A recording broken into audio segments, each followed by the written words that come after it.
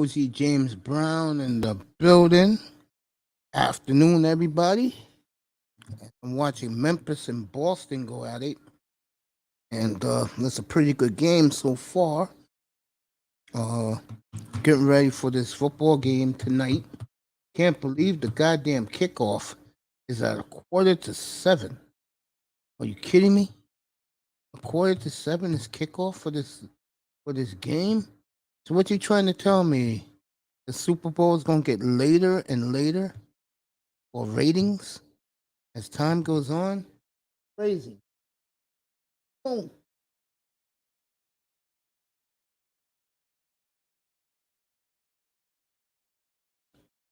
I haven't even thought about this game until today. Believe it or not. Game shows me no interest at all. I think the reason is, me personally, is, Mahomes has been there and done that. You know what I'm saying?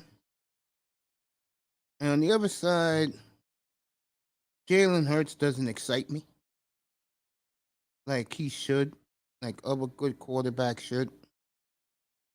You know what I'm saying? So I'm looking at this game today and I'm like, doesn't really excite me. Last game of the year in the NFL. And then we'll get down to business next week. According to Green Bay Packers site, Rodgers will make his decision probably next week for sure. He's going to be in the box for 4 days tomorrow. Real talk, I'm not joking. Pull himself into a dark box for a few days. That would be pretty interesting to hear his side of it when he gets out of that box. You know what I mean? Turn around. There we go. Canes Dolphins 89's in the building. All right, Boston has exploded on Memphis as they're up 54-43 with a minute and a half to go in the first half. I have really nothing to say about this game. Talk about the Super Bowl. I mean, I'm going to be up here chilling for a couple hours and then I'll be back after the game to talk about it because I will have watched the game and hopefully it's a good game. I'll tell you what's a effing joke in this game. Tonight, you're going to have two people who I don't give a rat's ass if they were standing in front of me. I'll even say hello to these people. You have this singer, I believe her name is Rihanna. That's her name, Rihanna. She's going to introduce one team starting lineup, and this ass clown DJ Khaled is going to do the other team. Why do I need entertainers to introduce the players? Don't they have a PA announcer in Phoenix to do it? Are you fucking kidding me? And then you get these moron players. Remember, these players are not the brightest cats on the tree. Okay? They're going to love every minute. Yo, bro. Yo, nigga, did you hear that Rihanna chick introduced me in the starting lineup? Man, give me a fucking break. What the hell is football just came to? Huh? If you want to see that dumb shit, watch the NBA All-Star game next week. All that's there is celebrities. And people don't realize this in sports. It's a lot tougher to get an All-Star game ticket than there is an NBA Finals ticket. I'm not kidding. You can get an NBA Finals ticket a lot easier than you can an NBA All-Star game ticket. By the way, they're having a hard time. Plenty of tickets available in Salt Lake City for the NBA All-Star game. Real talk. Plenty of tickets available to go to that crap All-Star game next weekend in Salt Lake City, which you couldn't pay me to watch. And then I find out yesterday that Russell Wilson was the one who gave Commissioner Goodell the idea of these grown-ass men playing flag football for an All-Star game. Are these players that weak today? Weak-minded? I wear a helmet, shoulder pads for a reason. Knee pads, thigh pads for a reason. Not to play some goddamn flag football game. Okay? And then I was watching these stupid drills for a second. Getting slimed on, all that crap. Like you're watching a goddamn Nickelodeon show. Are you kidding me?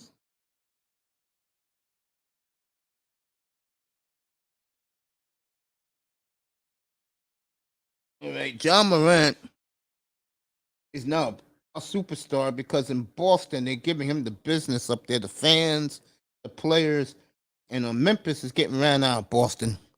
And Memphis better be careful because Dallas and Sacramento are right on their tail. I don't care about the teams who made the trade. Dallas you care about because Dallas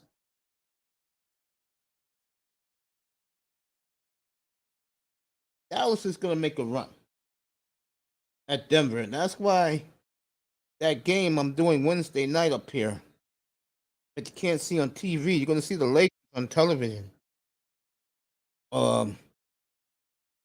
Denver and Dallas Wednesday night's a big game. I'm going to do the Dallas Mavericks schedule later on today while I'm up here. We'll do Dallas, we do Brooklyn, and we'll do I did the Knicks last night. There's another team and Memphis. We'll do their schedules and see how it is. Miami, to me, has the easiest path because they don't have to go to the West Coast anymore. And they're playing a bunch of teams like Atlanta, Cleveland, and Philadelphia back-to-back games. Man, don't let that fool you, man. Well, why would that fool me? Don't let that fool you. The Heat aren't that good, man. Well, I never said they was that good, but I think their schedule gives them an advantage. I ain't impressed with that schedule, nor the lineup. Why ain't you impressed with the schedule? They play a lot. All the teams are in the East, by the way. They play to the level of their competition, and they gotta stop that shit. Well, the teams that they're going to play are good teams. No excuse, Mace. Cleveland's the 4th seed. Brooklyn's the 5th seed. Knicks are the 7th seed. Philly's the 3rd seed. They played them all 3 times. Yeah, but it's no excuse not to win, man. In these last few games, They've been it's winning. been a shit show. Why, didn't they win like 5 in a row now? 3, man. 3. That's all. Versus a Pacers team that's decent, Houston team that's and Orlando team that's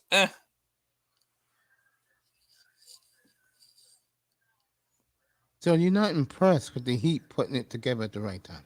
Nope, I want a ring, man. If no ring, one of those. Not happy.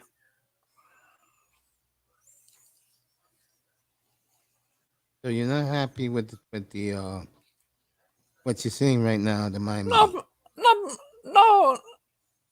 because they did the same shit last year and they folded in the playoffs, man. Well, last year they got to the Eastern Conference Finals, Game 7. Yeah, and then they folded.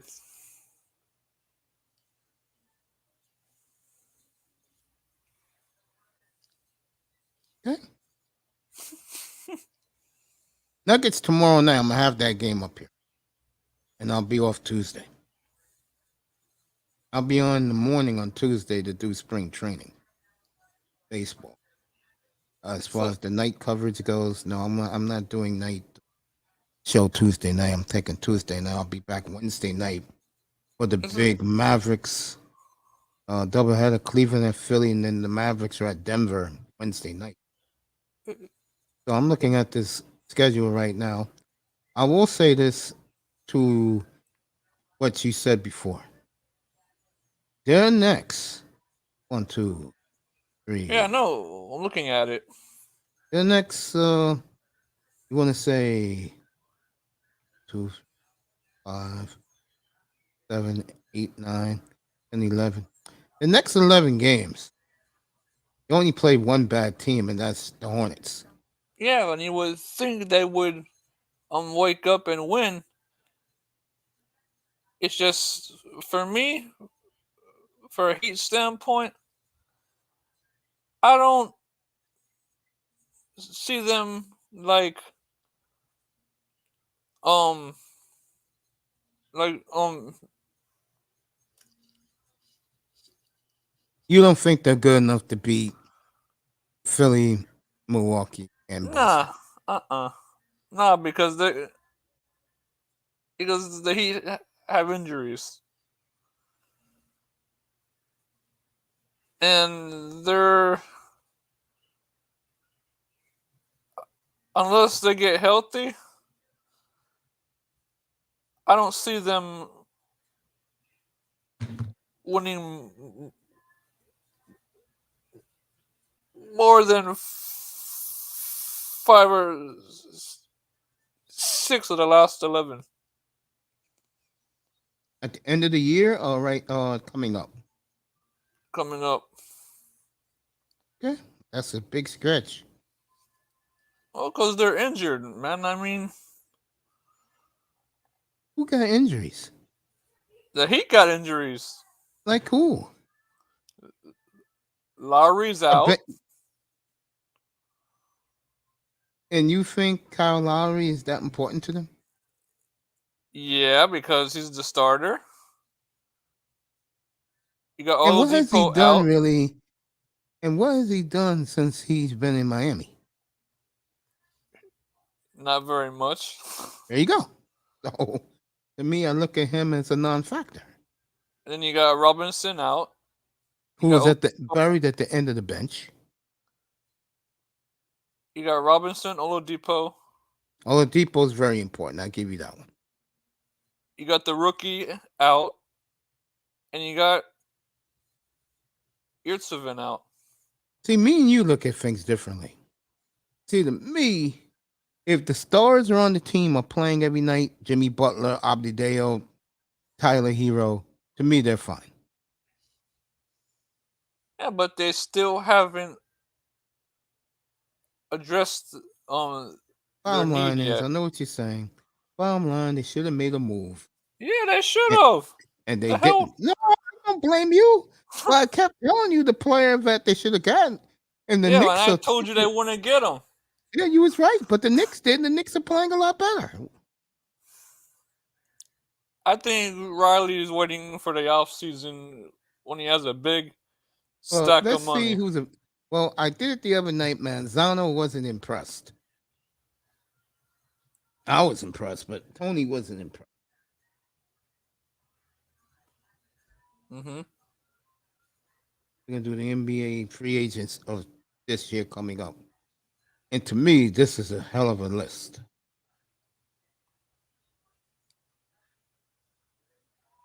All right, here we go. Russell Westbrook, Chris Middleton, James Harden, Kyrie Irving, Porzingis, Vukovic, Draymond Green, Fred Van Fleet, Harrison Barnes, Jeremy Grant, Bogdanovich, Karis LeVert, Gary Trent Jr., Malik Beasley. All right, I'm gonna stop right, and I'll throw in Christian Wood.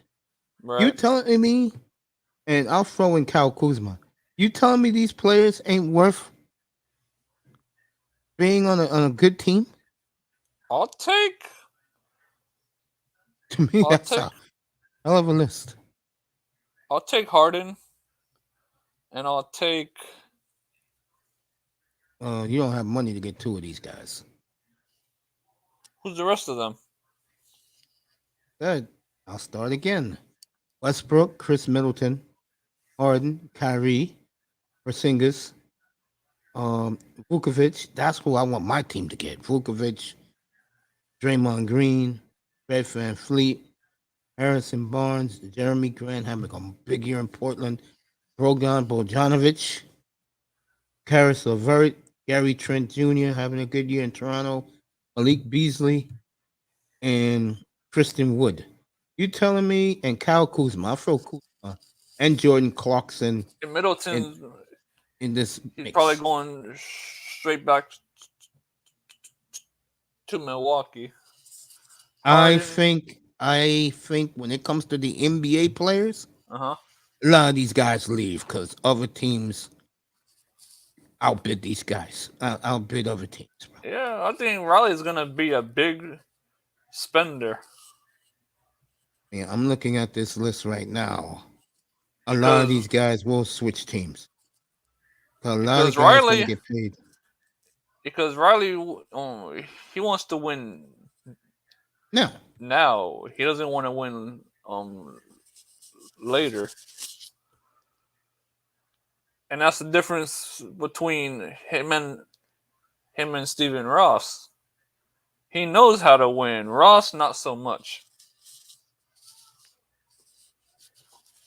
And I rest my case. Yeah. I mean, you can't argue that. That's the honest truth. I mean, am I wrong? No. But here's my question. All right. If Riley gets guys fit the Heat culture, would you be upset if they're not big names? I mean, they better win. So all you care about is them winning a championship. That's all you care about. Yeah. I don't care who's on the team. I want a damn ring, man. Same thing with the Dolphins. I want a damn ring. I'm tired of excuses. I look at the two franchises, and they're a lot different. I mean, I look at the Dolphins, and the Dolphin fans have every right to win a Super Bowl title. I look at the Heat, and for me, the Heat are a lot closer than the Dolphins.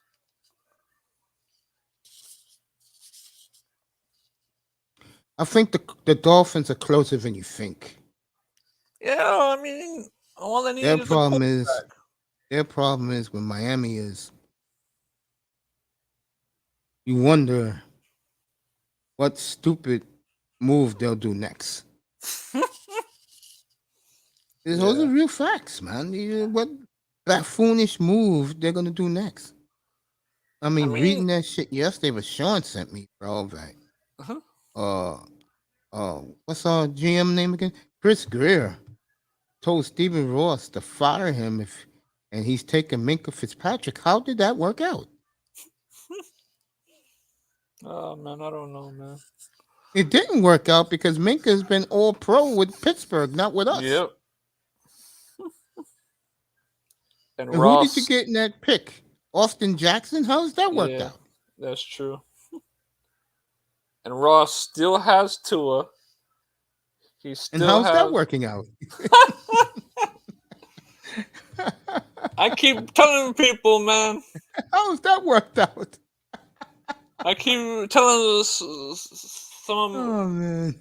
some of my best friends, bro. This guy, he still hasn't proved he can stay healthy. How can you stay with him, man?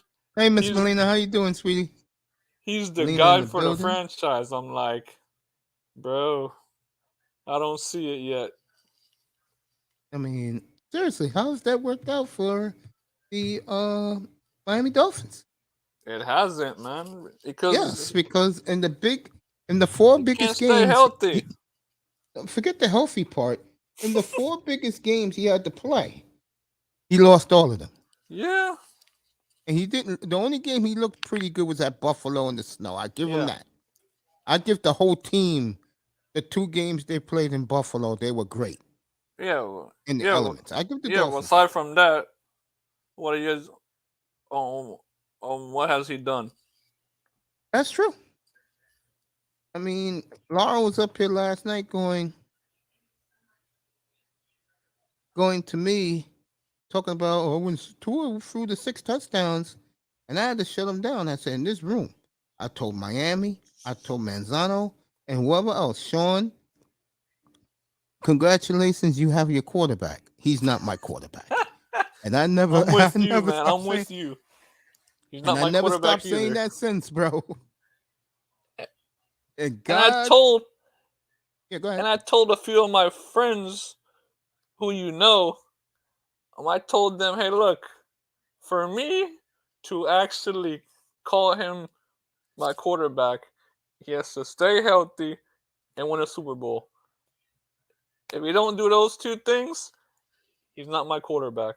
Who I had up here late last night, and he asked me, I think it was Laurel, he asked me, you think he's better as a game manager? I said, yeah, because at least as a game manager, he's not going to get hurt. I mean, he has to have a line as well, man. Because let's be serious. If they smack him, like they smacked him, um, um, this year, bro, it's gonna be Yeah. hard for him to be a manager. Because they smacked him big time this year. I mean, do you agree? Yeah. Tell you, I'm looking at the Brooklyn Nets schedule. Mm-hmm. They can kiss it goodbye, man. That season's over. I mean, they just tore down the show. They've been, 3-0 since they traded Kyrie. Yeah. They got some good players back, Yeah, but they're I decent. I put them in the same level as the Miami Heat, though. That they got a nice little team, but they don't have no star. At least, Pat Riley can take someone from that list I just read you, Mm-hmm. maybe 2 guys from that list, and it's going to work. Yeah. I cannot say the same for Brooklyn.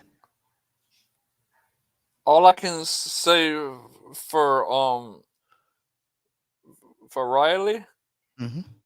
he better lock up Butler. He better give him his money. Right now, that Kyrie Luka combination is dangerous, bro. That combination has been lethal so far. It's been lethal, bro. Those two have played great together, bro. As far as a title, I'm still leaning on Phoenix and Denver. I think for Phoenix, the big problem is going to be with KD missing more time. Well, the man's still hurt. Yeah, he's still hurt. Yeah, him still hurt, and like I said, Denver has ran away with it. I mean, the only team And don't count who can out catch Los Angeles either. those games are 8.5. Those teams are 8.5 behind with 20. But if you let a Lakers squad into the playoffs, I don't take the Lakers seriously, bro. You're a Laker fan. no, I'm get not a ready Lakers for fan. next year. No, I'm not. No, a not Lakers you. fan. I'm saying in general. A lot of Laker fans who listen to me. Mm-hmm. Believe it or not. Who's Mm-hmm. this now? Dallas? All right, Dallas. I'm looking at their schedule. Nuggets Wednesday night. Timberwolves tomorrow. Lakers on after the All-Star game. Sixers, Suns. I will do that. That's an ABC game. Phoenix at Dallas in 3 weeks. I'll say this, miss. Yeah. I give the Heat a chance at having a winning record over the next 11. If they can get healthy. The All-Star break is next weekend. I mean, they struggled versus Houston, and they struggled versus Orlando. Well, Orlando's a rivalry, you know that. Yeah, but to struggle with the players the Heat have versus Orlando, come on, man. Let me also say this: since these two teams are second and fourth in the West, Who? Dallas plays Memphis 3 times, Yeah. beginning March 8th. Interesting. Make it Yep. March 11th. They'll play a home and home. First game is at Memphis, and the second game is an early ESPN game a month from tomorrow in Dallas. So Dallas' schedule is pretty rough. In April, they go to Miami. That's a big game. April Fools, that's Saturday night. I'll cover that game. I So think you'll the get a last lot time of they NBA. played, Dallas Yeah, go ahead. smacked Miami, I think. They'll play in South Florida April 1st. The other team, yeah. Let me see Memphis' schedule. Memphis got a brutal schedule. It could be, folks, a team that's similar to the Heat in the West. It's Sacramento. They don't have to go east anymore. Sacramento may end up, Just see, believe it or last time not, I played folks, Dallas. Sacramento could end up second in the West. Yeah, Dallas smacked us the last time we played them. Down in Dallas. Yeah, yeah, man, they smacked us. All right. Now with Denver, we lost by 5 points. Now listen to Memphis as Memphis is making a great run against the Celtics. They Who? come back from 15, they're down 3. Listen to this. This is Memphis, including today. The next 5 games. I mean, yeah, the next 5 games, including today. At Mm, Boston, Utah, at Philly, Denver, the Lakers. And then they play Denver again March 3rd. And the yeah, Clippers and the Lakers again. And the Warriors, maybe and then the Mavericks home and home. And then at Miami. Wow. So the Memphis Grizzlies, their next 15 games is murderer's row. While the Kings, I'm gonna do the Kings right now. It's had a fantastic. That was a big, big comeback win for the Kings late last night, folks. I watched that game. They played the Mavericks back-to-back nights, and in Sacramento. And Friday night, Kyrie just went wild on them. They had no answers for Kyrie. And last night they showed some heart and came back to beat Dallas in overtime with Luka on the court. And like I said, Luka and Kyrie look outstanding together. Wow. All right, this is Sacramento the rest of the way. Remember, they finished their schedule against the Lakers, so they don't play the Lakers anymore. They went 3-1 against LA. All right, this is Sacramento. They got at Phoenix. So there you go. I'll do that game Tuesday night. So I'll be on Tuesday night because that game is not on TNT. I'll do that game Tuesday night. Sacramento at Phoenix. That's a big game for the young Kings. Then they play the Clippers twice after the All-Star game and the Thunder in a row. Like they'll play the Clippers, then they play the Thunder twice, and then they play the Clippers again. And then they play Phoenix again on the road, Milwaukee, Celtics. So they got 3 with the Suns late in the year. And they end the year in Denver. And they got Dallas before that. And it should be a healthy Zion by the time they go. So Sacramento schedule is very interesting. It is. So somebody is going to end up number 2 in the West. Because to me, get up here, bro. All right, it's who's that? official. Big Money Sean in the building. Miami's in the building. I'm sorry, fellas. I was going through the schedule. Come on up. Miami's in the building. Big Money Sean. According to Sean, it's official. The Jets want to trade for Aaron Rodgers. The Jets are willing to give up both number ones. If the Jets do get Aaron Rodgers, wow.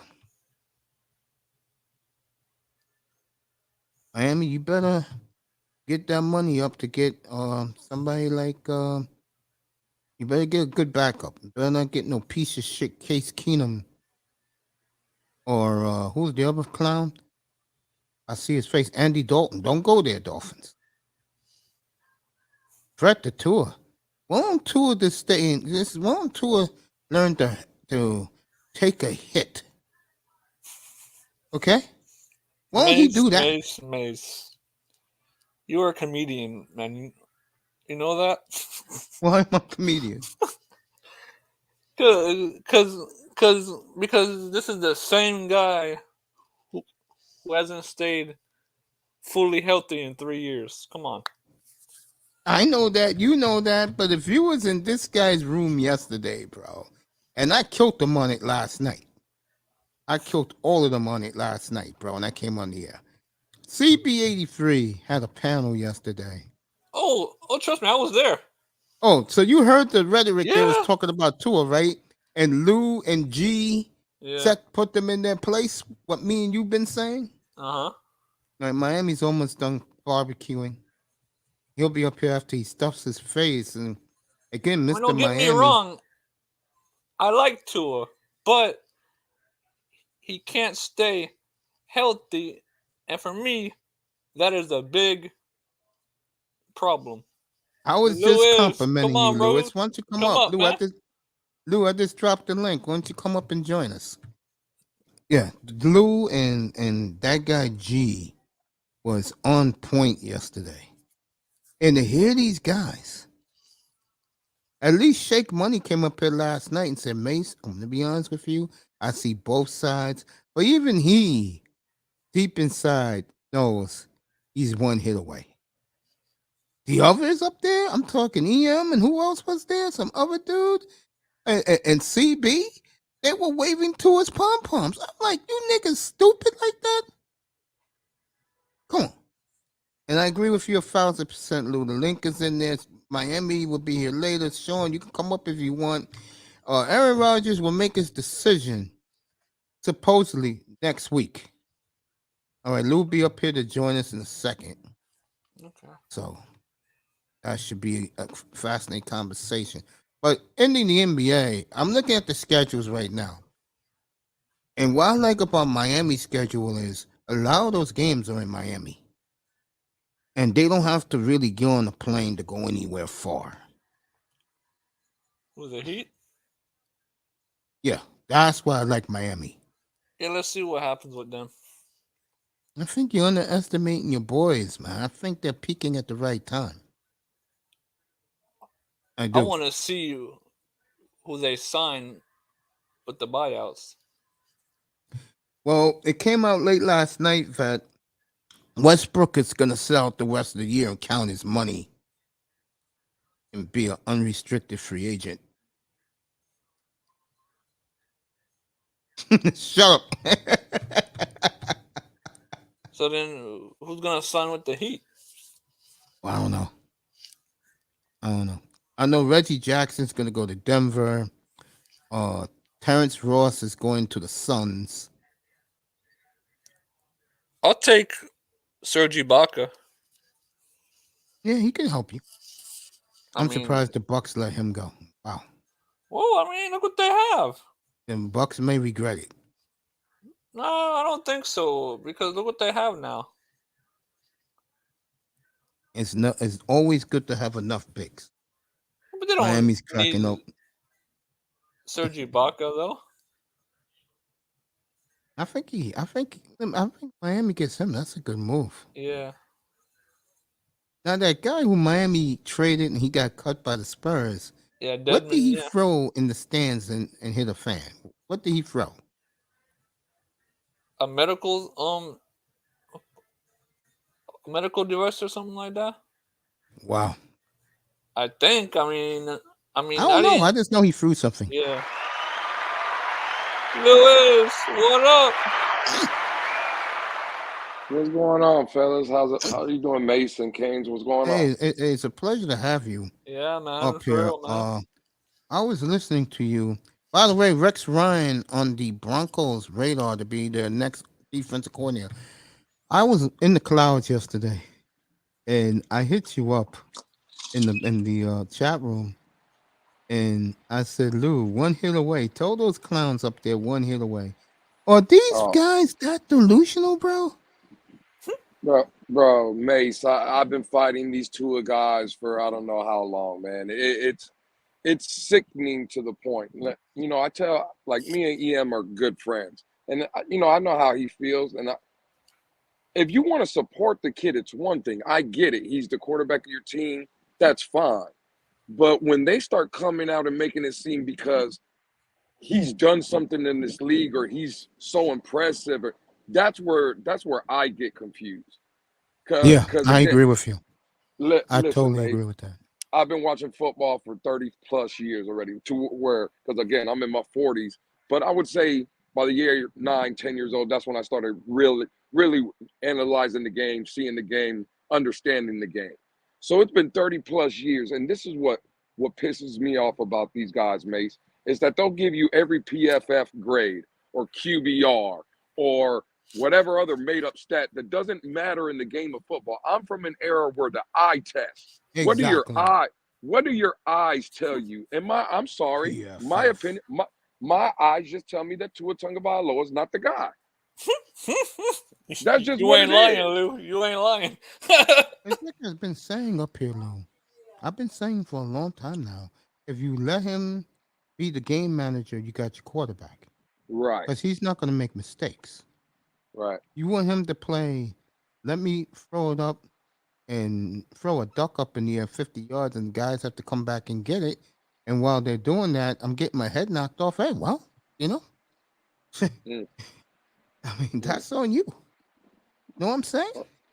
absolutely. Look, And I'm with you, Mace. If he's going to be a game manager, he's going to be a game manager, and that's fine. He's going to be a Jimmy Garoppolo type. He's going to be a Kirk Cousins. But me personally, I don't want one of those guys. I want a Lamar Jackson. I want a Josh Allen. I want a Patrick Mahomes, Herbert. I want one of those guys that can go win. Joe Burrow, one of those guys Yep. that listen when the running game is not working, when the receivers maybe are not creating separation, when the offensive line might be having a bad day. I still need my quarterback to would you show up. would you have taken Jalen Hurts in the second round? Oh Absolutely, yeah. There you go. 23 years ago. absolutely. There you go. I wanted Jordan Love, and I'm glad that once Rodgers make his damn decision, Mm-hmm. hopefully he get traded, then my boy can show you what he's made of. And Oh, I'm looking, 1000%. yeah, because I've been waiting for this for a long time. I've been hearing some of this tour bullshit Mm, and Justin Herbert shit for 3 years now. You know what I'm saying? And yeah. let me do it for him since he put up that rhetoric. Shut up. Like I was saying.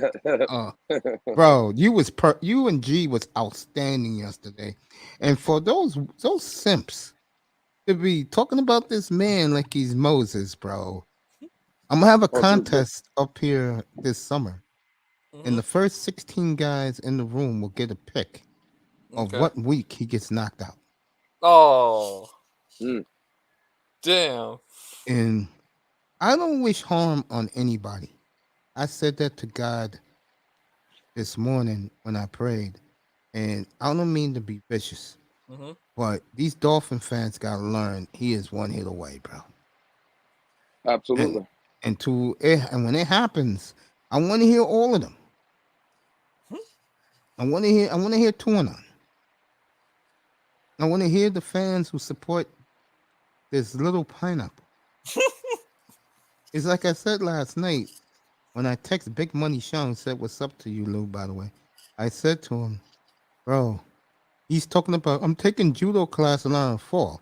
I said, "Nigga, you better learn how to take a real hit from a 300-pound lineman." I'm taking judo class. Man, shut up. Yeah. It was weak. Well, Mace, let me ask you a question now that I'm up here. I would love to hear your opinion Sure. because again, me and EM chopped it up about it. You know, he said he didn't know nothing about it, but there was a couple other guys like CB83 because Mace, I ain't gonna lie, I'm on YouTube, I be on Twitter a lot. I frequent everywhere. I love to talk sports, right?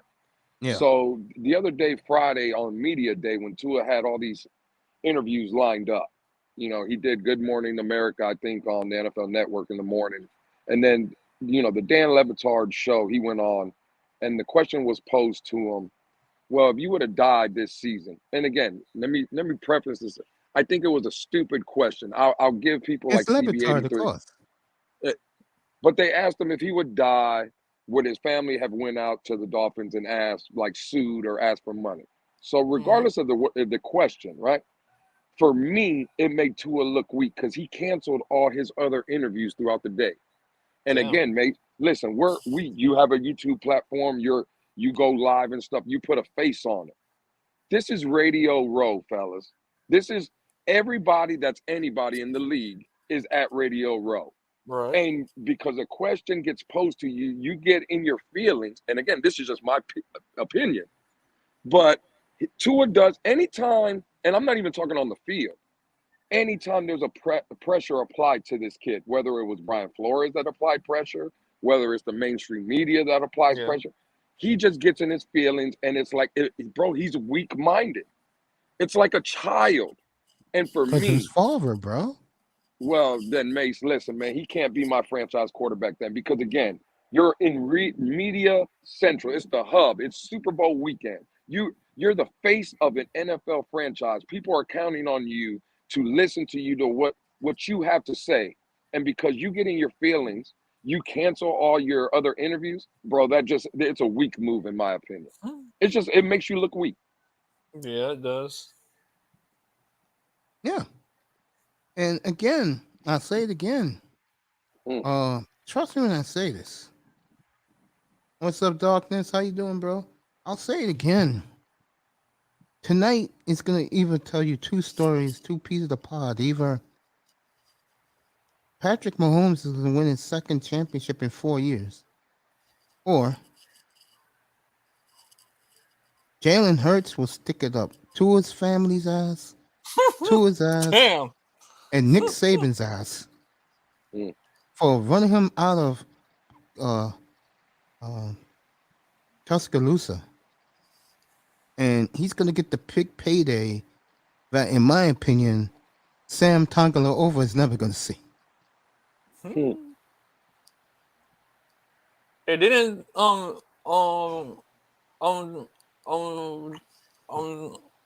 didn't Tyreek say that Tua he was better than Mahomes? Yes, it was.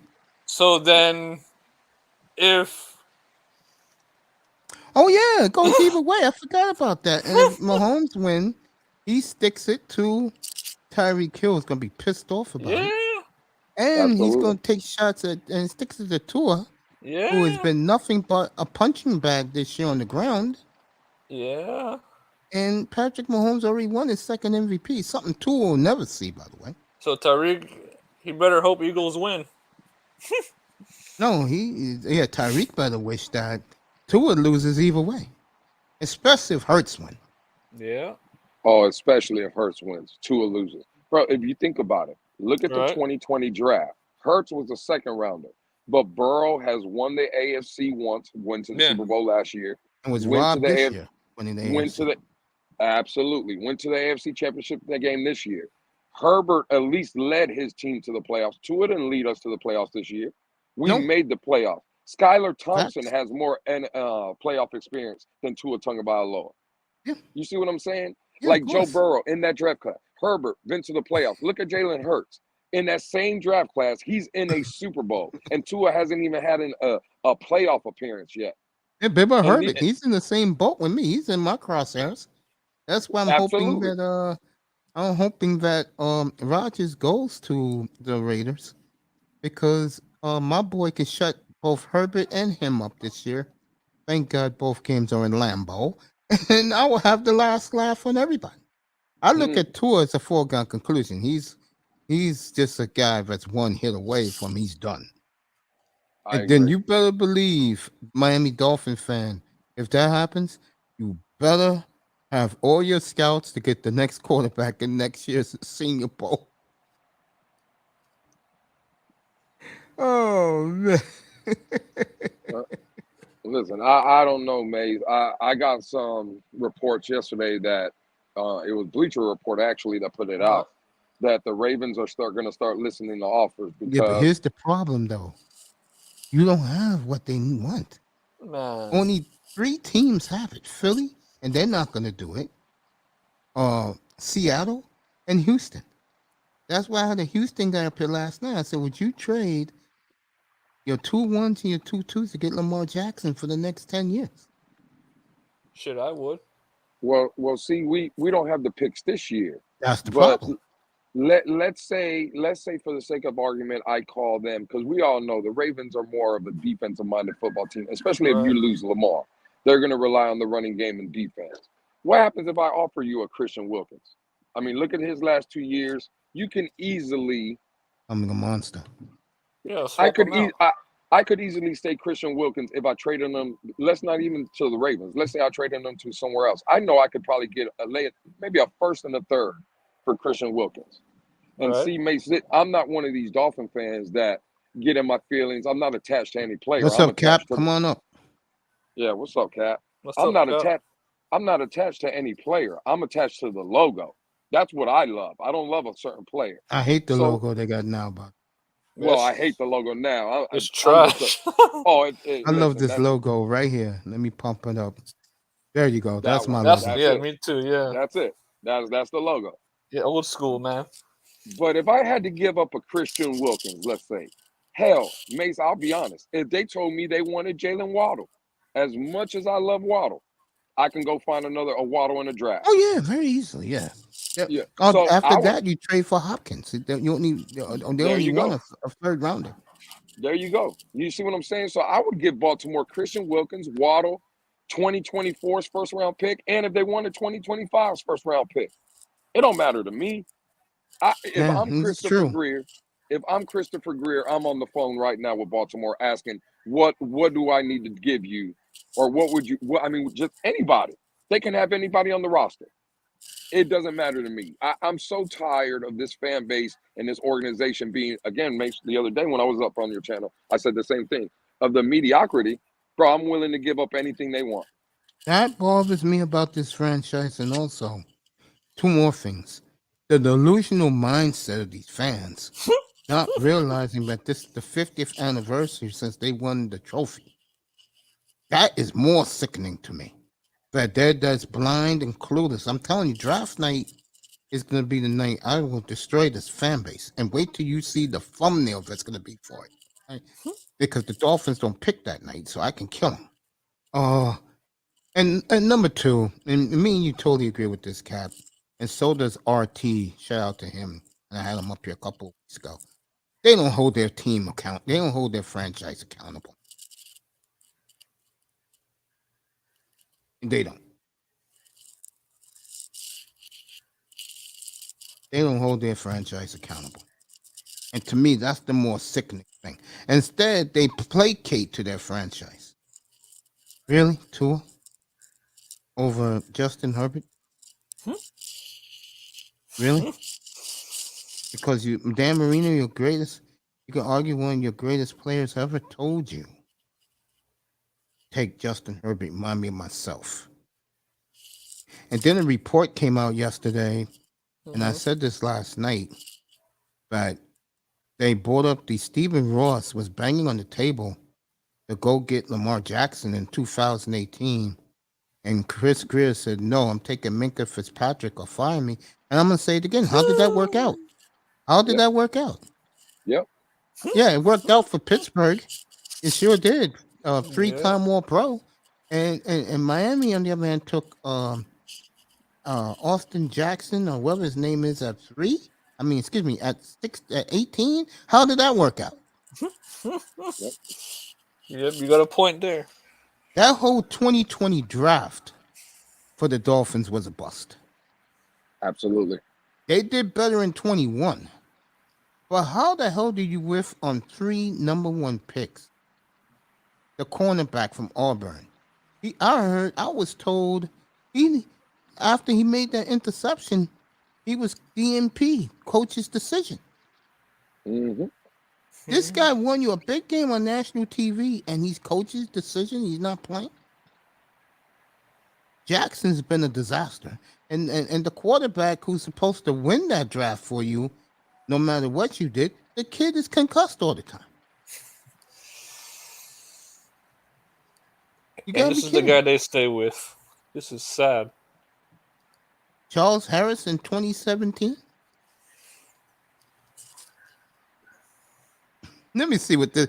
You are welcome to come up here, sir. And every time I invite you up here, you don't come up. You are welcome to come up and combat this. Come on, CB83. CB won't come up here. He knows I'm up here, so he The won't. rules are everywhere. You're welcome. The link. I'll drop the link again for you, sir. You are always welcome to come up here. CB83 is my arch nemesis in the Is he Dolphin really? community. Yeah, Mace. And I didn't know listen. that. You see me, Mace. I stay very calm and collected until CB comes up, and then I just lose my mind. Yeah, yesterday was funny. Yep. He is here. Look at this. It's good to have him here. CB83. Uh-oh, here we go. He's always welcome here. And, Here we go. Let me give him his applause.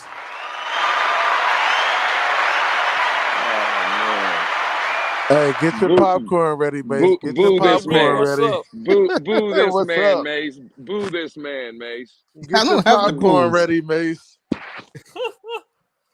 So What's let's cracking go. on this Let's great? go, Hey, sir. what's cracking on this great Super Bowl Sunday, man? What we're cracking about is the buffoonery of the Miami Dolphins 2020 draft. We're also killing a fan base that is delusional, that they don't realize they haven't won a Super Bowl in 50 years. Yeah, man, bro, it's been a long time, Mace. I mean, not a lot of teams win Super Bowls, Mace. Cut the cap. It's 32 You see, teams Mace, in the you NFL. see- How many of them haven't won a Super Bowl, Mace? You have You one see- of the you see, greatest Mace? quarterbacks in the history of the sport. And hey, that's it. That's Come on, history. CB, Look, man. and Mace, that's history. That is that team, that franchise, Yeah, but the that NFL organization not building around Dan Marino. Well, then whose fault is that? That is them not building around Dan Marino. Well, And that's whose what we fault want to is do right that, now. though? That's what the franchise wants to do right now. They want to not build around Tua and rely on one guy to try to win us a Super Bowl. How much more building do you need? You How need much a more stuff team. do we need to It's put a around? complete team. I see a team right effort, now, Mace. bro, except for a running back, maybe a guard. So you or said tackle. it, Mace. You said it. You see it right But now, I don't except for agree a with couple things. I You don't said agree. it. I don't agree with that, and You I'm gonna said tell you it, why. Mace. You said it, Mace. You Hey, said hey, you see CB. it right now outside of a couple things. Oh, okay, that's fine. But CB, let me ask you a question, right? Miami. It's all Hey, yours. Yo. Go ahead, man. On Monday, Let's go. on Monday, the start of this of Media Row in the Super Bowl, right? What's that guy? I always forget his name, his first name. The guy, the linebacker for the Eagles. Graham is his last name. What's his first name? Brandon Graham. Brandon Graham. There you go. Oh, you talking about him and he talking about Tua not holding up? Hey, hold on, CB. That's what The you man, said. hold on, because you and Mace are talking about the team aspect, right? Well, The this team man said, aspect. Okay, and again, hold on, CB. The man comes out and says when the Eagles came down to Miami in training camp, right, and during the preseason, trained with Miami the whole week, did a preseason game with them. That man went on Instagram Live and was like, "Man, we really thought we would be seeing Miami in the Super Bowl." Correct? Hold that point. So I want to welcome the beautiful Kareen here. What's up, baby girl? Long time no see. Hey, what's Hey, how up? you What's doing? up? I just wanted to come baby. join you for a little while before I go enjoy my Super Bowl Sunday. You know There you how I go. feel about you. I miss you up here. How you doing, baby girl? I'm good. I had my birthday yesterday, so Oh, happy I'm a belated little- birthday. Oh, happy Thank you, belated. thank Happy you, belated. thank Yeah, you. this happy beautiful birthday. lady right here. This Yeah. beautiful princess here. We So are Happy everything's birthday. good? Yeah, everything is good. I'm just here listening to you guys, and You're welcome to stay. yeah, I'm just listening. Go ahead, finish what Because you're these two are going saying. to kill each other. By the way, your boy Arton in the cell paid me a visit earlier this week. Oh, he did. Yeah, I was Yeah, pleasantly surprised. I And I like tell him. him Art is anytime. cool dudes, cool Yes, people. he's good people. And draft 2 linemen, please. In your draft, you got 18 and 32. Do that. Pittsburgh. All right, guys. Ding, ding. Go back at it. Oh, There it we was go. on Lewis. Well, It was on Lewis well, talking well, about Brandon well, I was Graham just and what saying, he Brandon said. Graham. Brandon Graham said that when he played the Miami Dolphins in the preseason, right, and the whole weekend training camp, that they thought the Miami Dolphins would be in the Super Bowl. They would be playing against them, right? So again, I'm not trying to take a shot at Mace or CB83 or nobody, because bro, when I hear an NFL player, these are the guys that play in the league. They know what a football team looks like. They know what a Super Bowl roster looks like. And if he was telling you, when he comes out and says this is a Super Bowl roster, but one man didn't hold up his end of the bargain, bro, that concerns me. Bro, That's and a shot that at shit. Tua. Hey, look, and honestly, let's be completely honest. Like that Love you, concerns Lou. me too, and that's part of the reason why we weren't as successful as we should have been this year. But that happens in years. There's been years where Tom Brady was hurt and he couldn't help his team to a Super Bowl. Like that happens. Injuries happen. So I understand that part of the game. I understand that doesn't happen every year. And if it does happen every year, then you're moving on from that guy because he isn't the guy. Cap, you can get into this too. Like, come But on, like let's be real about it. Like, CB, let's not. Let's provide the context. It's 1 year, one season where he did that. It's happened That's every 3. year. He's been the quarter. It's been every year that So, he's been the quarterback. so of him the Miami being out Dolphins, last he's been year hurt. cost us the playoffs. Like cost us down the road. That wasn't Absolutely. No, it wasn't. Last year our team wasn't good enough. Point blank. Period. We just I would weren't agree good with enough. What are you that. talking? CB, how were you not good enough? We finished with the same record with better talent this year. We were 9-8 last from year. What are you year talking to about? year can be different, and you could be a different football team, be worse or better than you were the year before. Like, come on, bro. I know that. Like, anybody knows that. Record is record. Bro, The way your team plays is the way your team plays. We didn't deserve to be in the playoffs last year. We didn't. We didn't deserve to be in the playoffs this year. We did deserve to be in the playoffs this year. I CB, disagree. CB, okay, that's fine. You can disagree. But the problem is, right, we beat the Jets week 17. If Buffalo don't beat New England, we don't make the playoffs this year. But Do you remember last year? Fifth, we'd all be drunk, Lewis.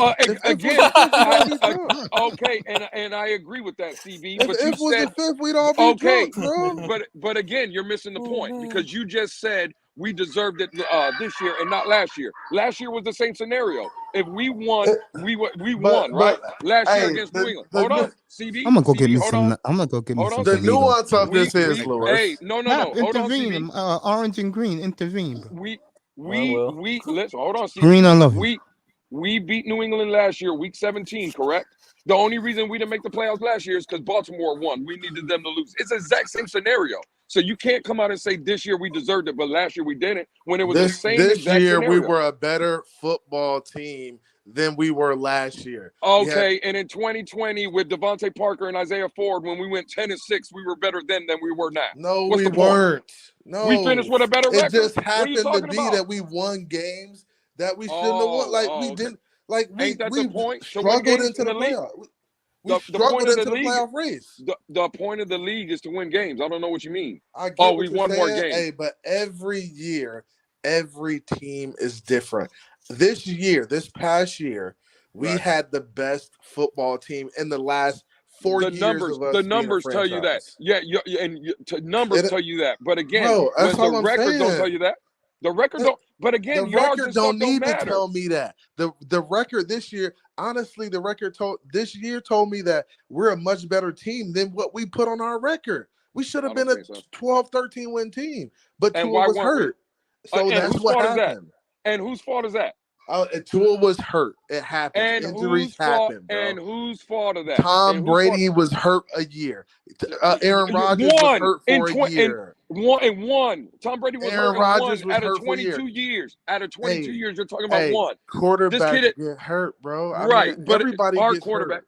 Right, but our quarterback just seems to get hurt more than everybody else. And we'll see. If he gets hurt next year, then we have an injury-prone quarterback. We need to move on.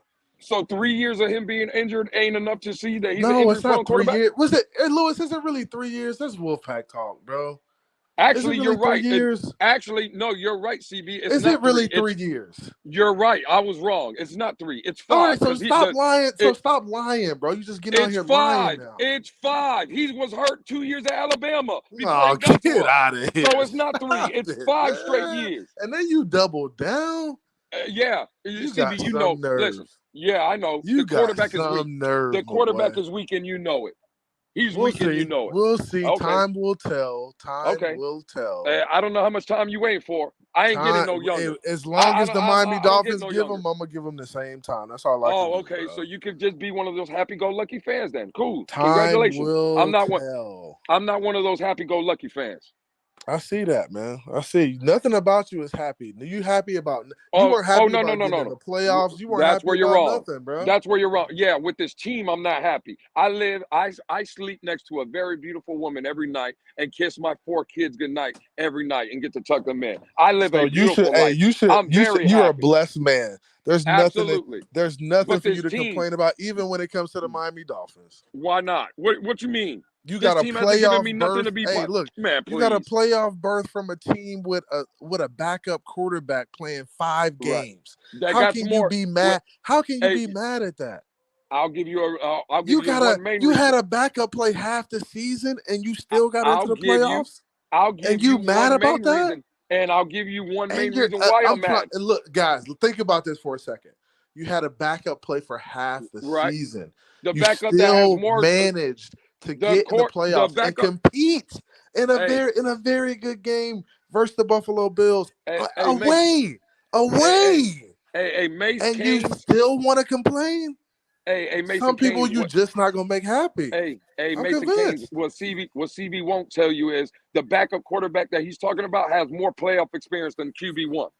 Yeah, because he played in one game, right? Because he played in one game. One more than your quarterback did. Because he played in one game. You're right. Okay, one more than Tua. You're right. Okay, well there you go. But like I said, are you happy? You can complain all you want to, bro. It makes y'all look salty, man. Mom, what's up? It makes the Wolfpack look salty, bro. Yeah, I know. It's okay though, man. Y'all I love you, baby. When you were singing his praises, you'll be doing that again. Birthday you know when you were singing his praises? I said the kid played good because I'm not a true hater. I'm not a true hater. When you doing that, you'll be doing that again, and then you'll be happy, and everybody will be happy-go-lucky, and you'll be fine. No, we won't. You'll be fine, Lewis. You'll be feeling better. Hey, and you know what? You're right, CB. I was praising the kid when he was playing good because, again, I'm not a true hater. Lewis, I'm going to clip you up, too. I'm going to clip you up. I got some clips for you. Oh, you want to pull clips? You want me to pull that one that I got on you? Yeah, pull them more. Oh, okay. I'm just saying, if we pulling clips, you let me know. I can go back. You still got that stream up? Yeah. I'm pulling all the clips, bro. Okay, all right. Damn. Well, then let me know. I'm pulling clips, too. I'm pulling all receipts, bro. And me too. Don't go back to your channel now and erase them clips though. Don't take those videos down. Bro, I don't have to erase nothing, bro. Oh, okay. Hey, like I said, I don't know if Mace knows. Hey, Mace, I'm pretty sure that CB83 right now getting ready for the Super Bowl. We should ask him what color flip flops he has. I'm cleaning my shoes. Cleaning my white shoes for the Super Bowl party. You ain't putting no shoes my white shoes for the Super Bowl. You ain't putting shoes on. You know you got nothing but flip flops on. You got more flip flops than anybody Nikes, I know. Bro. I'm gonna send you a picture. I'm gonna send you a picture of my Nikes I'm cleaning for the Super Bowl. You got flip flop Nikes? Yeah, bro. That's exactly what they are, bro. Okay. Y'all are comedy, man. Bet. Oh man. Hey, man, listen, at the end of the day, man, CB83, that's one of the guys that I go at hard, but at the end of the day, man, he knows it's love at the end of the day, man. That's my homie it's all too, love. Man. Yeah, man, it's all fun, man. Yeah, but y'all be tripping, bro. I be getting on y'all because y'all be tripping, bro. You be tripping too. I know. I be tripping about my guys, man. I love my guys. Man. I ride for my team, man. Yeah. Hey, what you think about Lamar though, CB? Did you hear what Bleacher Report was reporting yesterday? He getting traded? Yeah, there's supposedly rumor is he went and told them that he's not signing no long-term deal and he don't want to play on the franchise tag. So now Bleacher Report is saying that the Ravens will start listening to offers, but it has to be a windfall of picks. That is to move. facts. It's gonna be picks and players from Miami if that's the And like route. I said before, Okay, well there you go. But I doubt it happens. I just don't think they're gonna do it. Are you willing, CB, to move players to go get a Lamar Jackson? If that's on No, the because table? I would basically have to dismantle the team we put together to go get him. I'm not willing to do that. I think but whoever got 2 picks in each first 2 rounds, watch out for them, and also watch out for the Redskins because they do dumb shit all the time. And if they offer them 4 1s and 4 2s, Washington would do that shit. Washington could go get him. I think Washington's prime for that too because they like the black quarterback in Washington. Exactly. I said that at the beginning of the show. You must have been listening in your car, bro. I wasn't listening. I just I said that today, this morning. I mean, this afternoon. I said a guy like Geno Smith will fit them perfectly, bro. Yeah, they're definitely gonna go after their black quarterback. That's what that city needs, man. DC is chocolate city. They're gonna go get a black quarterback. Yeah, I don't want Lamar to land with the Jets because I'm gonna tell you right, I don't want to see Lamar or Josh Allen twice in the same year. That's another team that's dumb enough to do it too. You gotta see Josh Allen twice a year. Now Lamar, trust me when I tell you, we will have the third. We will have the third best quarterback at minimum in the division. All right, Lamar is not better than Tua as a thrower. What Mace? Get him up off the channel, Mace. Yoke him out of here, Mace. Yoke him up out of here, Mace. As a thrower, he's not a better quarterback, but he's a more dynamic quarterback because of his ability to run around and stuff. Okay, so he's better. So what are you saying, bro? But as I'm saying he's better.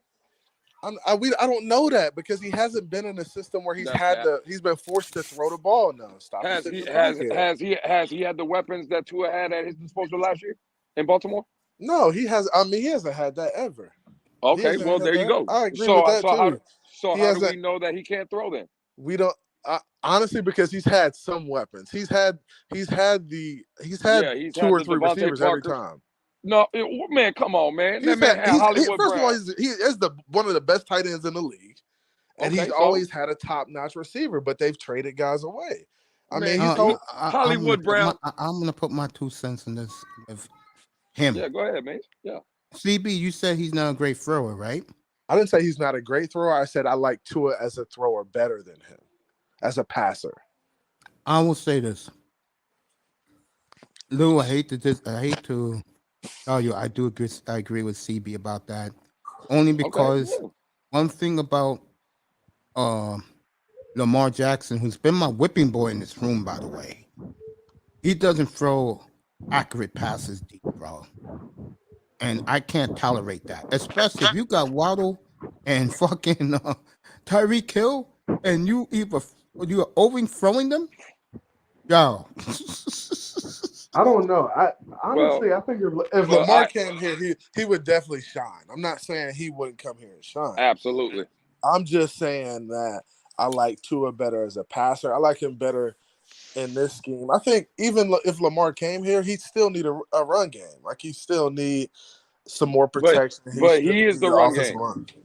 But he is the run game. That's part of it too, because he's Jalen Hurts when it comes to running the ball. He is that system, and that's what y'all talk about. Y'all talk about Jalen Hurts all of a sudden being a great quarterback. He's just finally in the system where he can run the ball and challenge defenses with his feet. Like, don't make it seem like he's a great passer now, because he's not.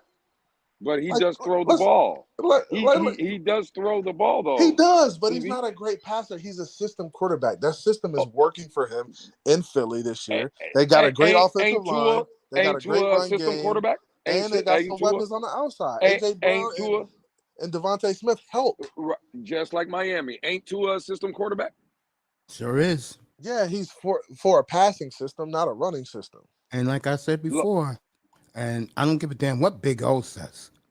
I totally agree with Omar Kelly. Make Tua what he does best. You make him to a game manager, Only we And not that's get hurt. all Tua needs to be. And honestly, Thank if you. you look, if you turn Tua, like not even turn him into a game manager, just make him a game manager. There's going to be games where he exceeds that and gets you past being a game manager. He's going to have games where he's a better than a game manager, but if you keep him in the box of a game manager and don't ask him to do anything outside of that, you're gonna win football games. And that's why you better Right. take that running back from Texas A&M at right. 51. Like that's all you got to do. But Miami refused. They That's not. refused to spend money on the offensive line and just get That's that not. shit right across the board. You know That's what, not. Lou? Let me say this. I'm gonna give it to you. First of all, 305. What's up, family? Good to have you up here again. I've been What's saying up? this all along, and Mr. Miami can attest to this. I always said, So 305. first game against Arizona. What's Mr. up, bro? Miami, How y'all doing?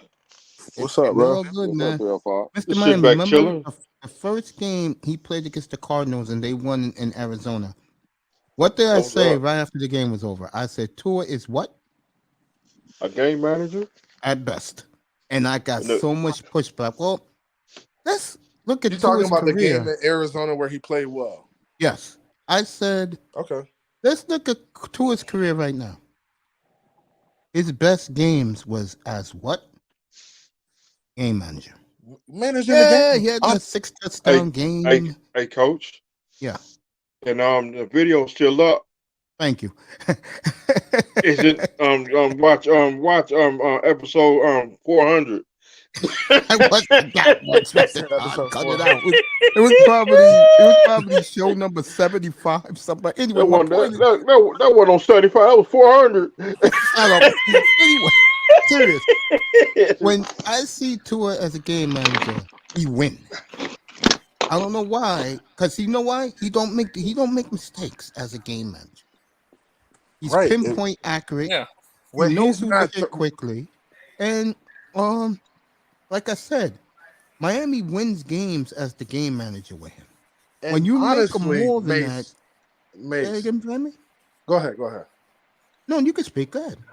And honestly, when you look at this year and games we were bad in, Right. or he was bad in, it was games where we didn't run the football well at all.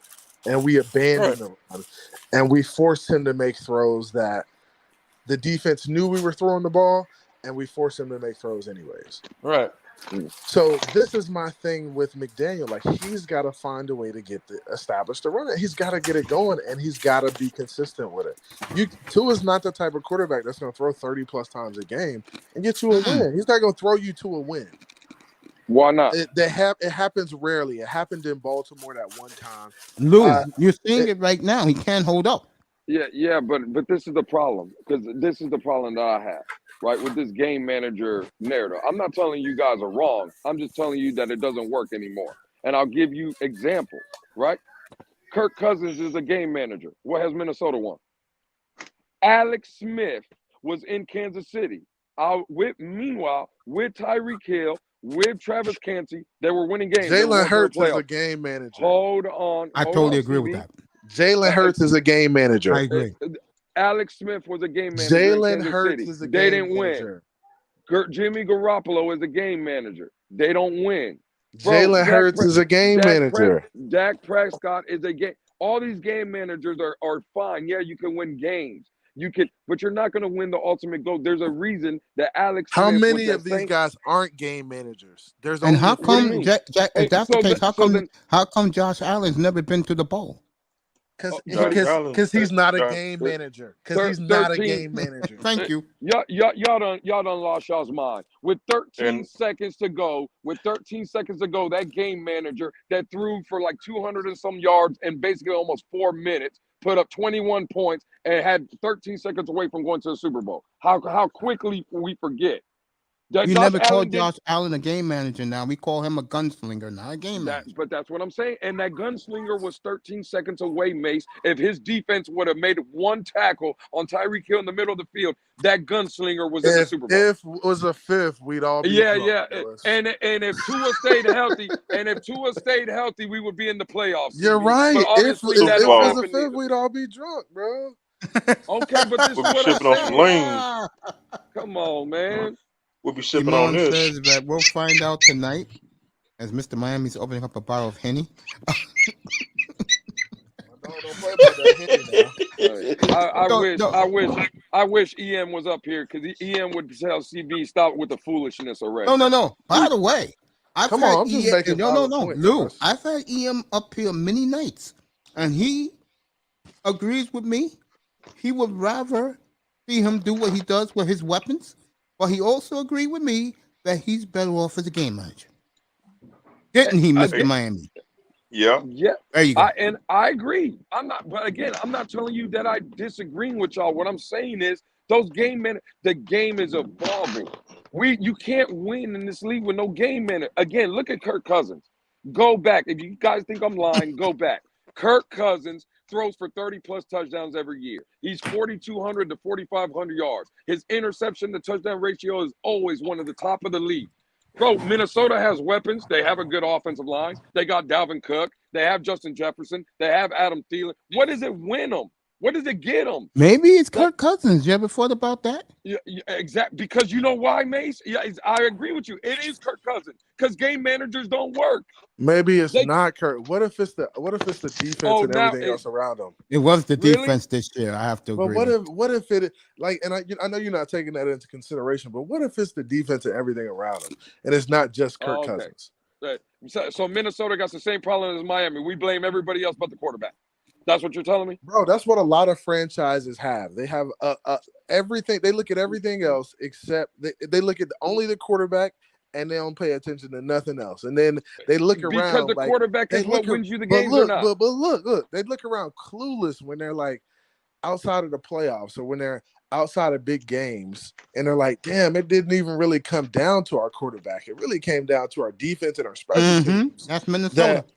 That lost the game. It's like, bro, it's not the quarterback all the time, bro. I agree with you, Mr. Miami. And let me say this. No, if that's the case, hold on. If that's the case, Lou, how come Aaron Rodgers haven't done a damn thing in the playoffs in 12 years?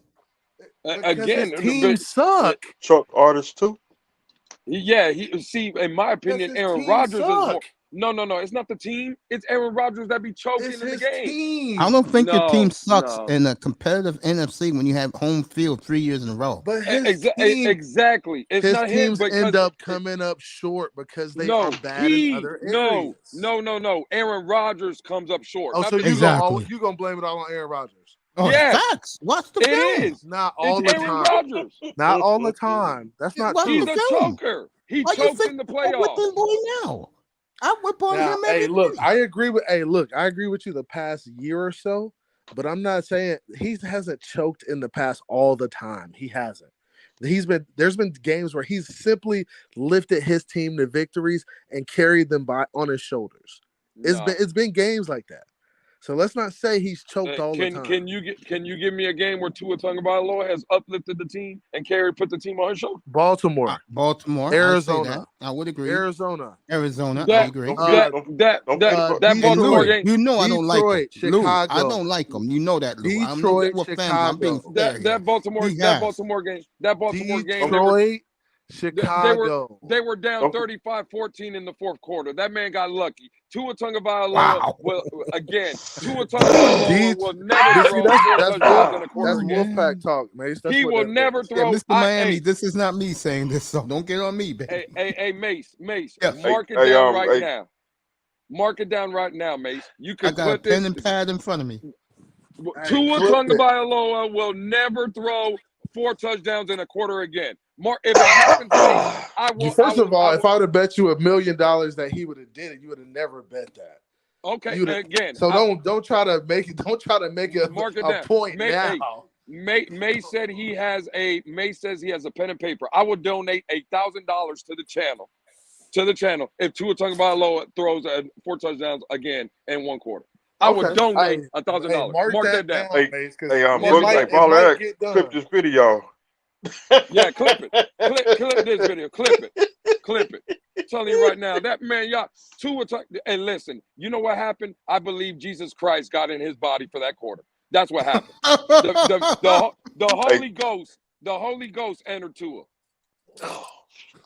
Hey, coach. But you Yes, sir. you were singing his Don't praises forget after about that game. don't forget about that Rams game. To the one he beat the Rams. No, he did not. That was the That defense. Cut that the out. defense beat the Rams.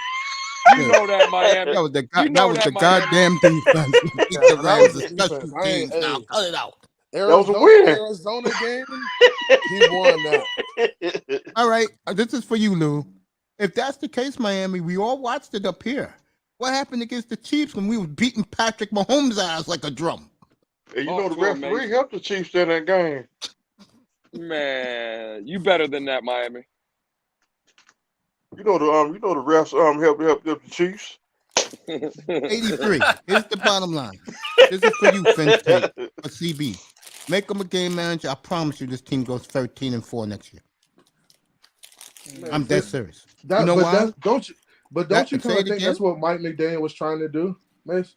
Yeah, and I think now they are definitely going to get a real young running back to be the workhorse, and they're going to go to the way the 49ers play power football with damn good defense. I promise you one thing.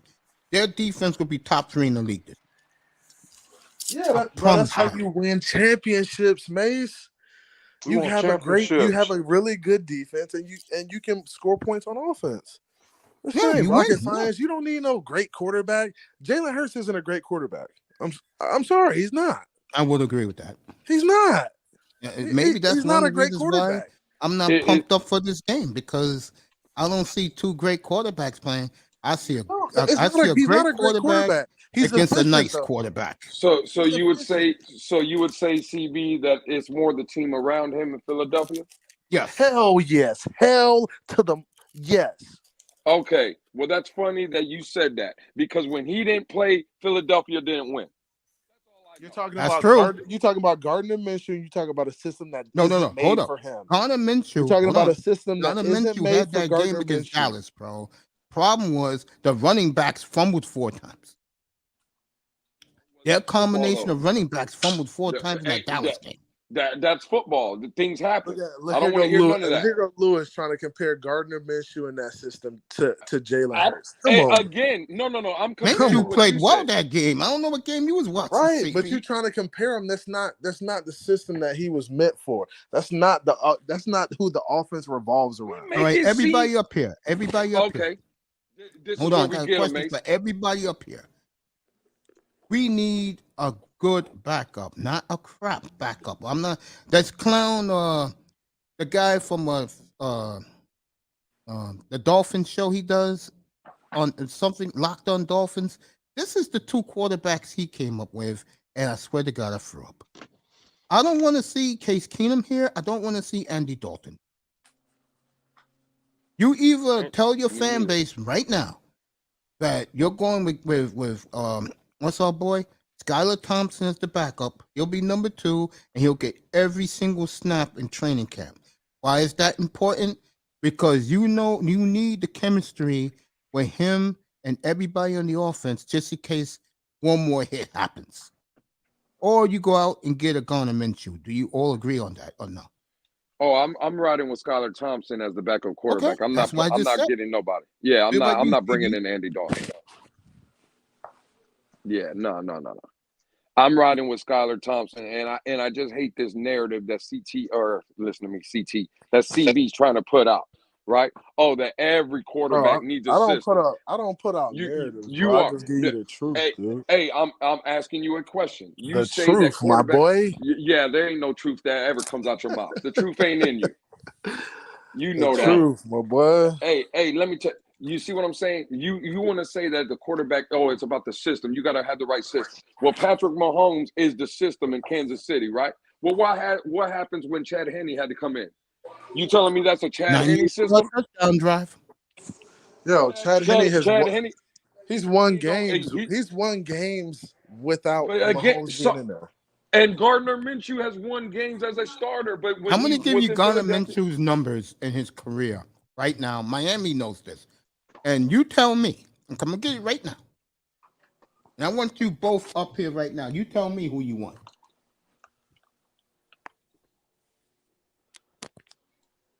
Here we go. This is his career numbers. And you tell me who you want as the backup between Dalton. I even throw in that clown who was the number 1 pick overall. What's his name again? Mr. Miami? Cleveland? Come on, Baker. Oh, Yeah, Baker yeah, yeah. Mayfield. I'll throw Yeah. that clown in too. Okay, who do you want between Dalton? I'm keeping Skylar out of this because I can understand Skylar because he's one of us. Minshew, Dalton, and Baker Mayfield. This is his career numbers. Gardner Minshew. 62.8% passing, complete passing, 6,632 yards, 7.1 yards per attempt. This is why I will go get him right now. 44 touchdowns, 15 picks. I'll go get him.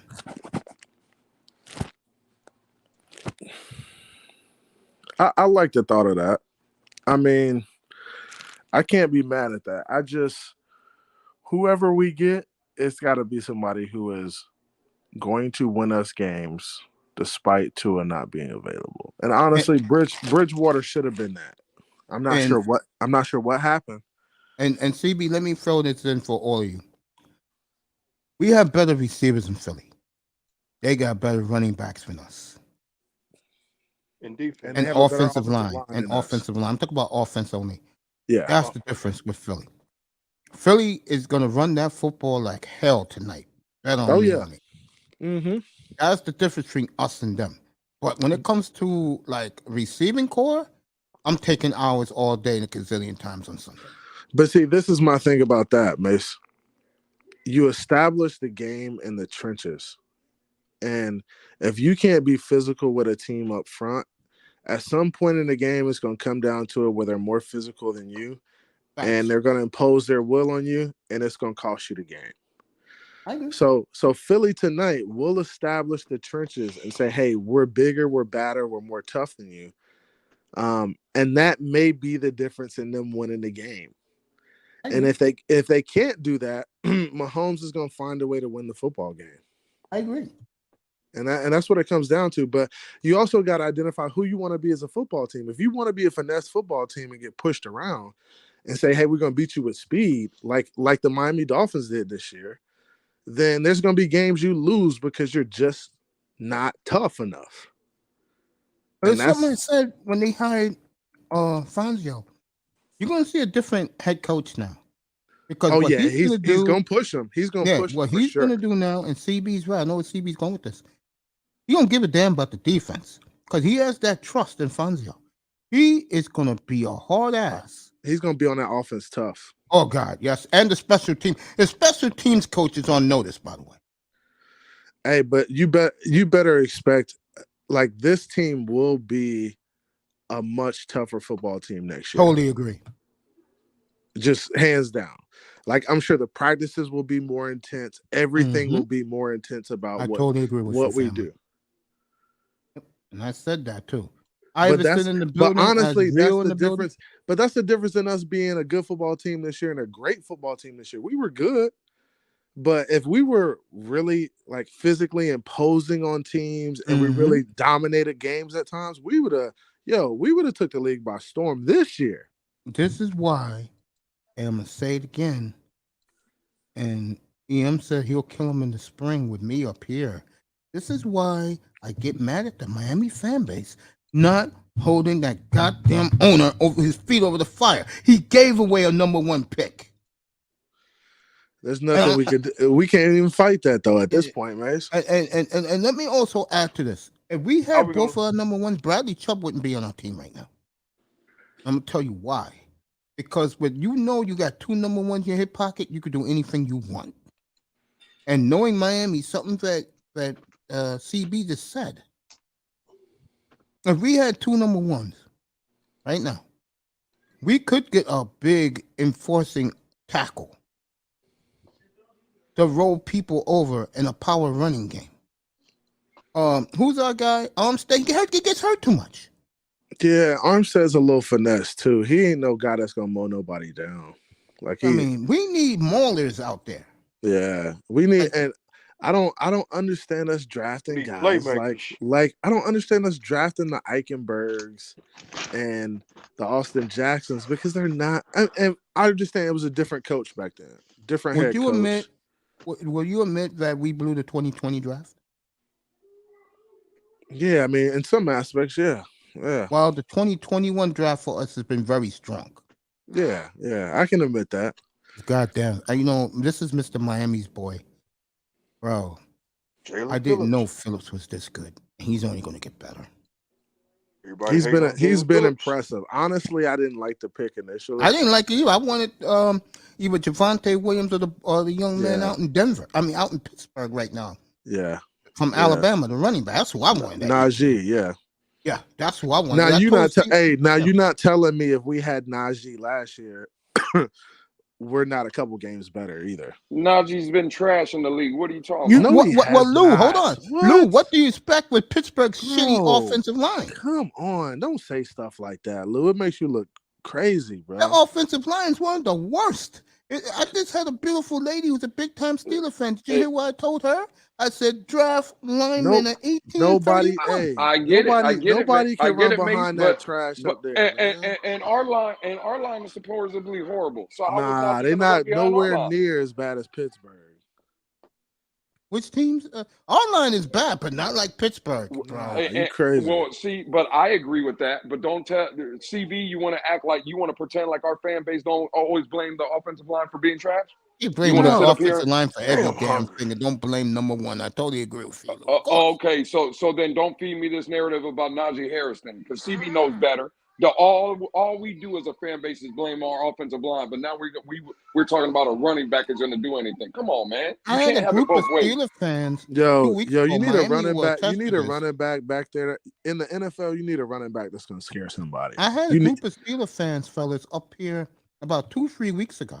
We need Josh Jacobs, and they told me, "quote I'll trade you Najee Harris right now." I said, "So you'll take a 2 for Najee Harris?" Yeah, we'll take the 2. Remember that, Mr. Miami? Yeah, they tripping. And I said, "You niggas crazy, man." I said, "You will give me Najee Harris right now?" Yeah.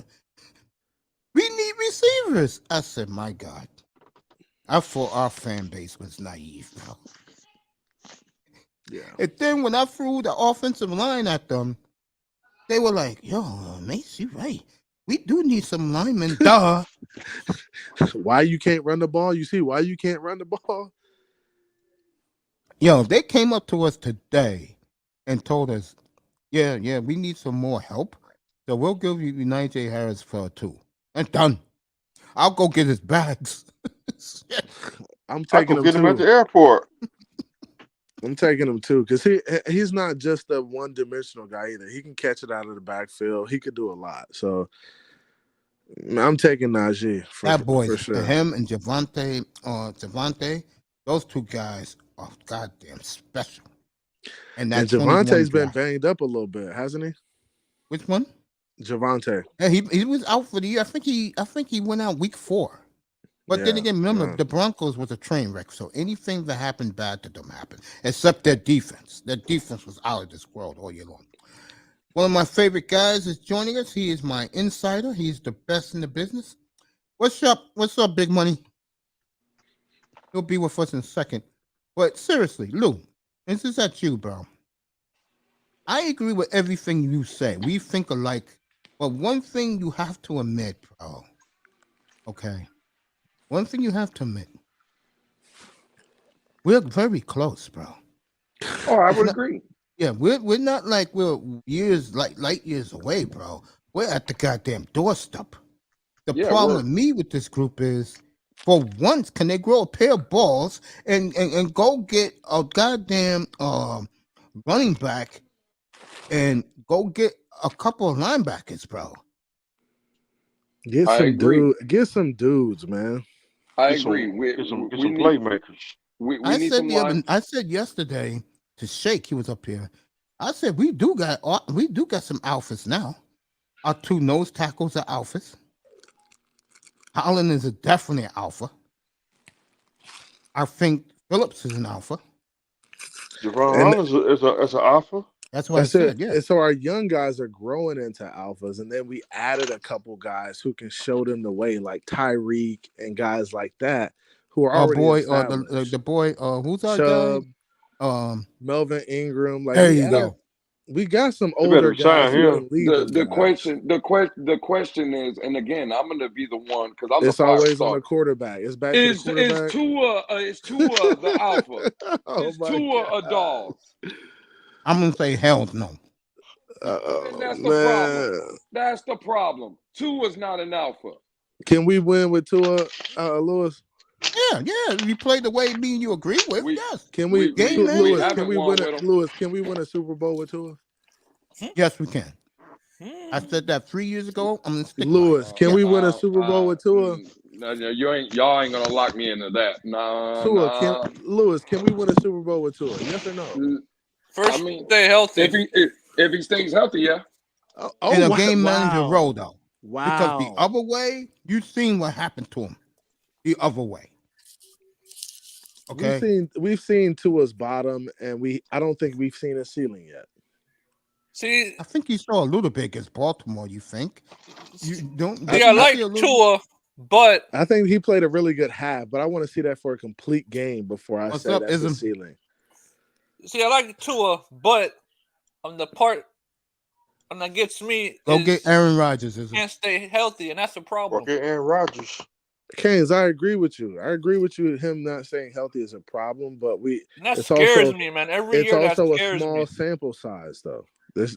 There's not a lot there for us to say he hasn't. There's not a lot there. Like we got to 3 years is a lot. He came into the league. 3 unhealthy. years is a lot, though. CV, you keep saying it's a small sample size. It's you drafted a guy unhealthy.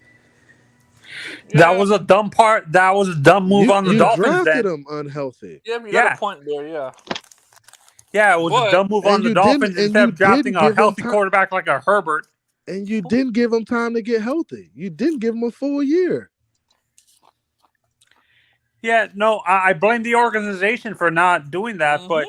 But if they knew the kid was already injured, why waste a pick on him? You know what? So this is my thing. I think they took a chance on Tua thinking he would be healthy and he would get healthy right away.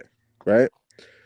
Now, when it came down to it, we had 2 first-round picks that year. Right. We're 3-3, middle of the pack, and Mr. Ross goes to Flores and say, "Hey, I need to see this kid because I have 2 first-round picks. I need to draft a guy if he's not it. So I need to see him. I can't go a full season without seeing him play."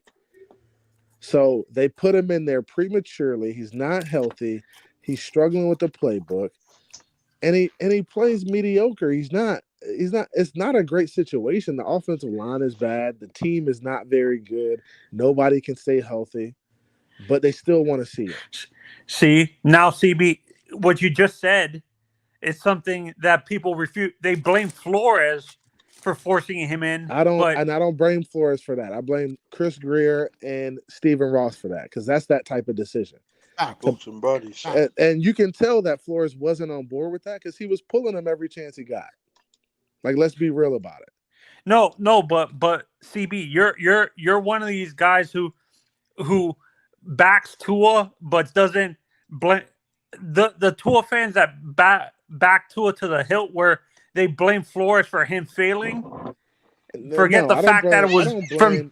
I don't blame Flores for that. It's not completely on Flores. That's cap. That's cap. I don't blame Flores for that. I blame Flores for the offensive system he put in place. And I blame Flores for the coaches he put on the staff that weren't supportive and weren't trying to help the kid develop. But when it came to the decision to put him in there, that wasn't a Flores decision. You can tell that wasn't a Flores decision. No. Flores was pissed off, and so was Fitzpatrick. Exactly. They both were pissed off. Both caught off guard. Both got thrown a wrench in the plans. Flores thought he was going to roll into the playoffs with Fitzpatrick as his quarterback. No, CB, that's what I'm saying. You're one of these Tua fans that you're a Tua. I'm a Dolphins fan.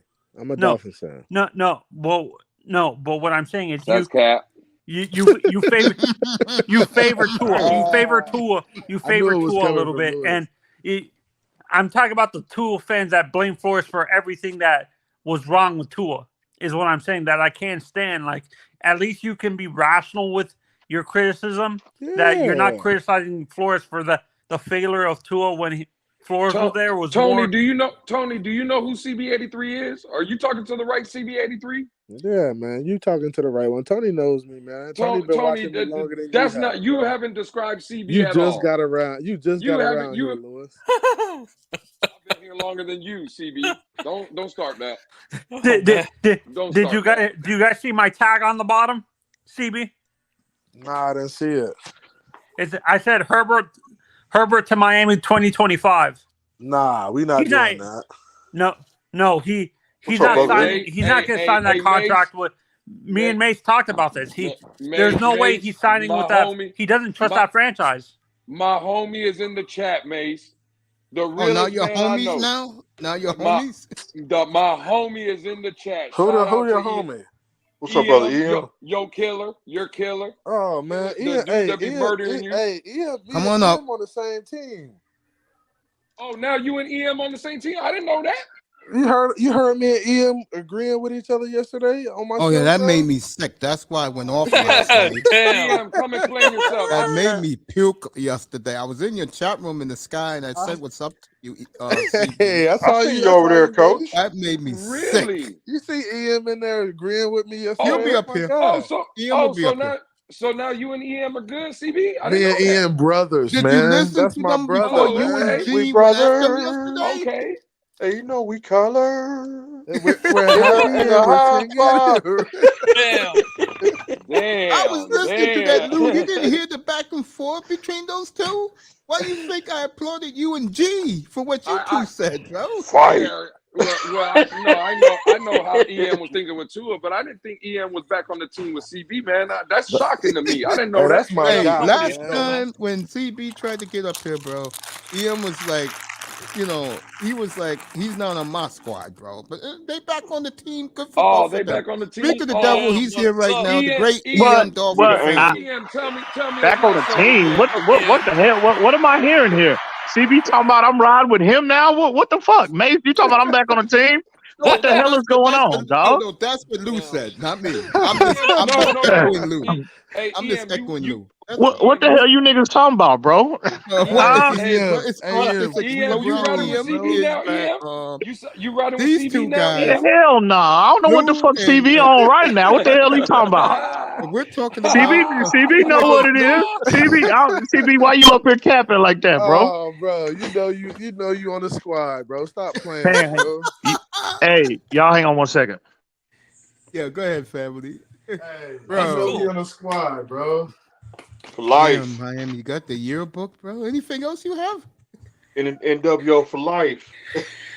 I'll be right back. You guys can keep talking, bro. I'll be back. No, but CB, let's be honest. I agree with you that it came from the top, but fans blame Flores for the failure because he was a face at the time for the But as a coach. But Tony, you gotta look, Tony. No matter what we talk about right now, he's the head coach of the Miami Dolphins. It all falls on him. No matter what happens with the team, it all falls on him. So he's got to take responsibility for it. It doesn't matter. That's just the nature of the game. That's the nature of that position. But I understand, but do you feel that it's unfair that they're putting all the blame on him? I feel it's unfair for some of the decisions, but I also felt he fell short in areas. He did. Yeah, I agree. The coaching staff decisions were kind of iffy. Kinda, not kinda. What you mean, kinda? Who has co-offensive coordinators? Who has co-offensive coordinators, Tony? Cool. Nobody. Nobody. Why are All you right, doing fellas. stuff outside of the box, bro? That's not. You're a rookie head coach. Get you a. We had a veteran guy who was out of the game for 10 years, I think. Was Gailey out of the... Wait. Lou, I have a question for you. Lou, you there? Louis? Yeah, what's good, Tony? I'm wondering, what was Gailey out of before we hired him as our coordinator, was he out of the game for like a long time, or was he at a previous stop before we got him? He was out of the game. Yeah, he was out of the game. Yeah, I think he came out of retirement, I think, bro. Yeah. Yeah, no, that's another thing. What I don't get, you bring back a guy who was basically in coordinator purgatory, where his offense was very archaic. Well, Like- you can say what you want. You can say what you want, Anthony, real quick. What happened with the Detroit coach, the black head coach from Detroit? What was his name? Jim Caldwell. Caldwell. I don't know what happened Caldwell there, came man. in and never really stepped foot in the building. I thought that was weird too. There was some stuff that went on that was weird, man. Period. He got sick. They actually Caldwell. Yeah, Jim Caldwell. He got sick. No, and Hey. CB did apparently. But he got sick and never came back though. Mm-mm. Yeah, Well, I think there was some personality conflicts there between maybe him and Flores. I felt like they're big personality. Both Jim Caldwell was a big personality when he was coaching. So you know what I think they had. I think Chris Greer, if he could go back and redo, the hiring of Brian Flores and Jim Caldwell specifically, I think they got the structure incorrect. Caldwell should have been the head coach, and Brian Flores should have been his understudy. I felt like as of now, we had an opportunity to really go back and really, kind of reanalyze things. I think if that would have been that structure would have been, I think, a lot more successful. Because again, everybody know how I feel about Flores, the coach, and the potential he has as a head coach if he learns from his past, issues. I just think that for that time, I think it might have been a little premature for Flores to be a head guy. Now, coordinator, clearly he proved that he can be one of the best in the league. But I just felt, again, in hindsight, now looking back, if Greg could go back, Caldwell should have been the head guy, and Flores should have been his understudy. and this is why I kept on saying I understand the Mike McDaniel hire to unlock Tua. That's what the words they were using when they introduced him in the press conference. I would have been okay with bringing Marvin Lewis in as the head coach, and Mike McDaniel as maybe OC assistant head coach. I don't know. What are we discussing? Flores right now? I mean, what's the issue with Flo? I mean, what's the topic? What are y'all discussing? No. We're talking about the coaching decisions the Dolphins have made, like in terms of first-year head coaches. That's what I kind of wish we did. Bringing a veteran guy like you said with Caldwell, with Flores as a head coach, and him be the DC assistant head coach. That's what we should have done with McDaniel, and bring in Marvin Lewis as a head coach and have him be the OC assistant head coach. When Marvin retires in the net, like within 2 years or something like that, then he takes the head coaching position. Well, he did that a year later because when he first came, he was under still Ross and the GM's control. Now that he made the quarterback look better, he gets privileges. And what did he do? He got Donatel and he got Fangio. That's power right there. Do you like that hire of Donatel, EM? I mean, he's an assistant. I mean, he hadn't been, an overseer of a unit yet. I think he's an assistant secondaries coach, if I'm correct. No, he was his father, the one that got fired by coordinator. He was the defensive coordinator. No, they hadn't brought in his father. They just interviewed his son. There's been no reports of that Fangio or the Dolphins bringing in his dad. No, they're interviewing that's his son. They've requested interviews with. Oh, Scott. Oh, the younger one. I thought they were bringing. That's his son. There's nothing been confirmed about his father being linked to Miami yet. Now that might change in the coming weeks, but as of right now, there's nothing been confirmed. I hate that stupid hire, that another rookie offensive line coach. That's so stupid, to be honest. That pisses me off, EM. They're refusing to get a guy like Munchak or the guy in New Orleans, Marone, a veteran guy. What's their obsession with bringing these first-year offensive line coaches? And see, CB, look, here's where I don't hear that same pressure you was applying to Flores when he was bringing in these inexperienced guys. Now you're seeing McDaniel do the same thing. I don't hear your mouth. First of all, he's not a first-year offensive line coach. Yeah. But he's relatively inexperienced. Guy. He's an NFL guy. No, but he's coached with him before in an NFL staff. And CB, the issue with that though is let's not get it twisted. He's not a college guy. That's a totally different situation. But okay, well, McDaniel A, his first year brought in Applebaum, which was not an NFL guy. I didn't hear your mouth about that, about hiring an inexperienced guy. I didn't hear your mouth then. Now you follow that up. You fire that guy. Now a second in his first 2 years, he's fired those assistants. Now he's got new guys. Now this guy is he's an NFL guy, but he's relatively inexperienced. So let me comment. I don't hear the same pressure being applied. Here we go. The reason you don't hear that is because Mike McDaniels is calling the offense. Flores isn't calling the offense. So I don't have to. So this is my situation. If Flores was that's even more reason why you should criticize him. No, it's not more, because if you're calling the offense, it's on you. That side of the ball is on you. You got to figure it out. He ain't coaching the O-line. He ain't coaching the O-line. I'm talking. He has a lot of say in what goes on as far as play calling, blocking scheme. If he's calling the plays, you better believe he's involved in the blocking scheme and everything involved in it.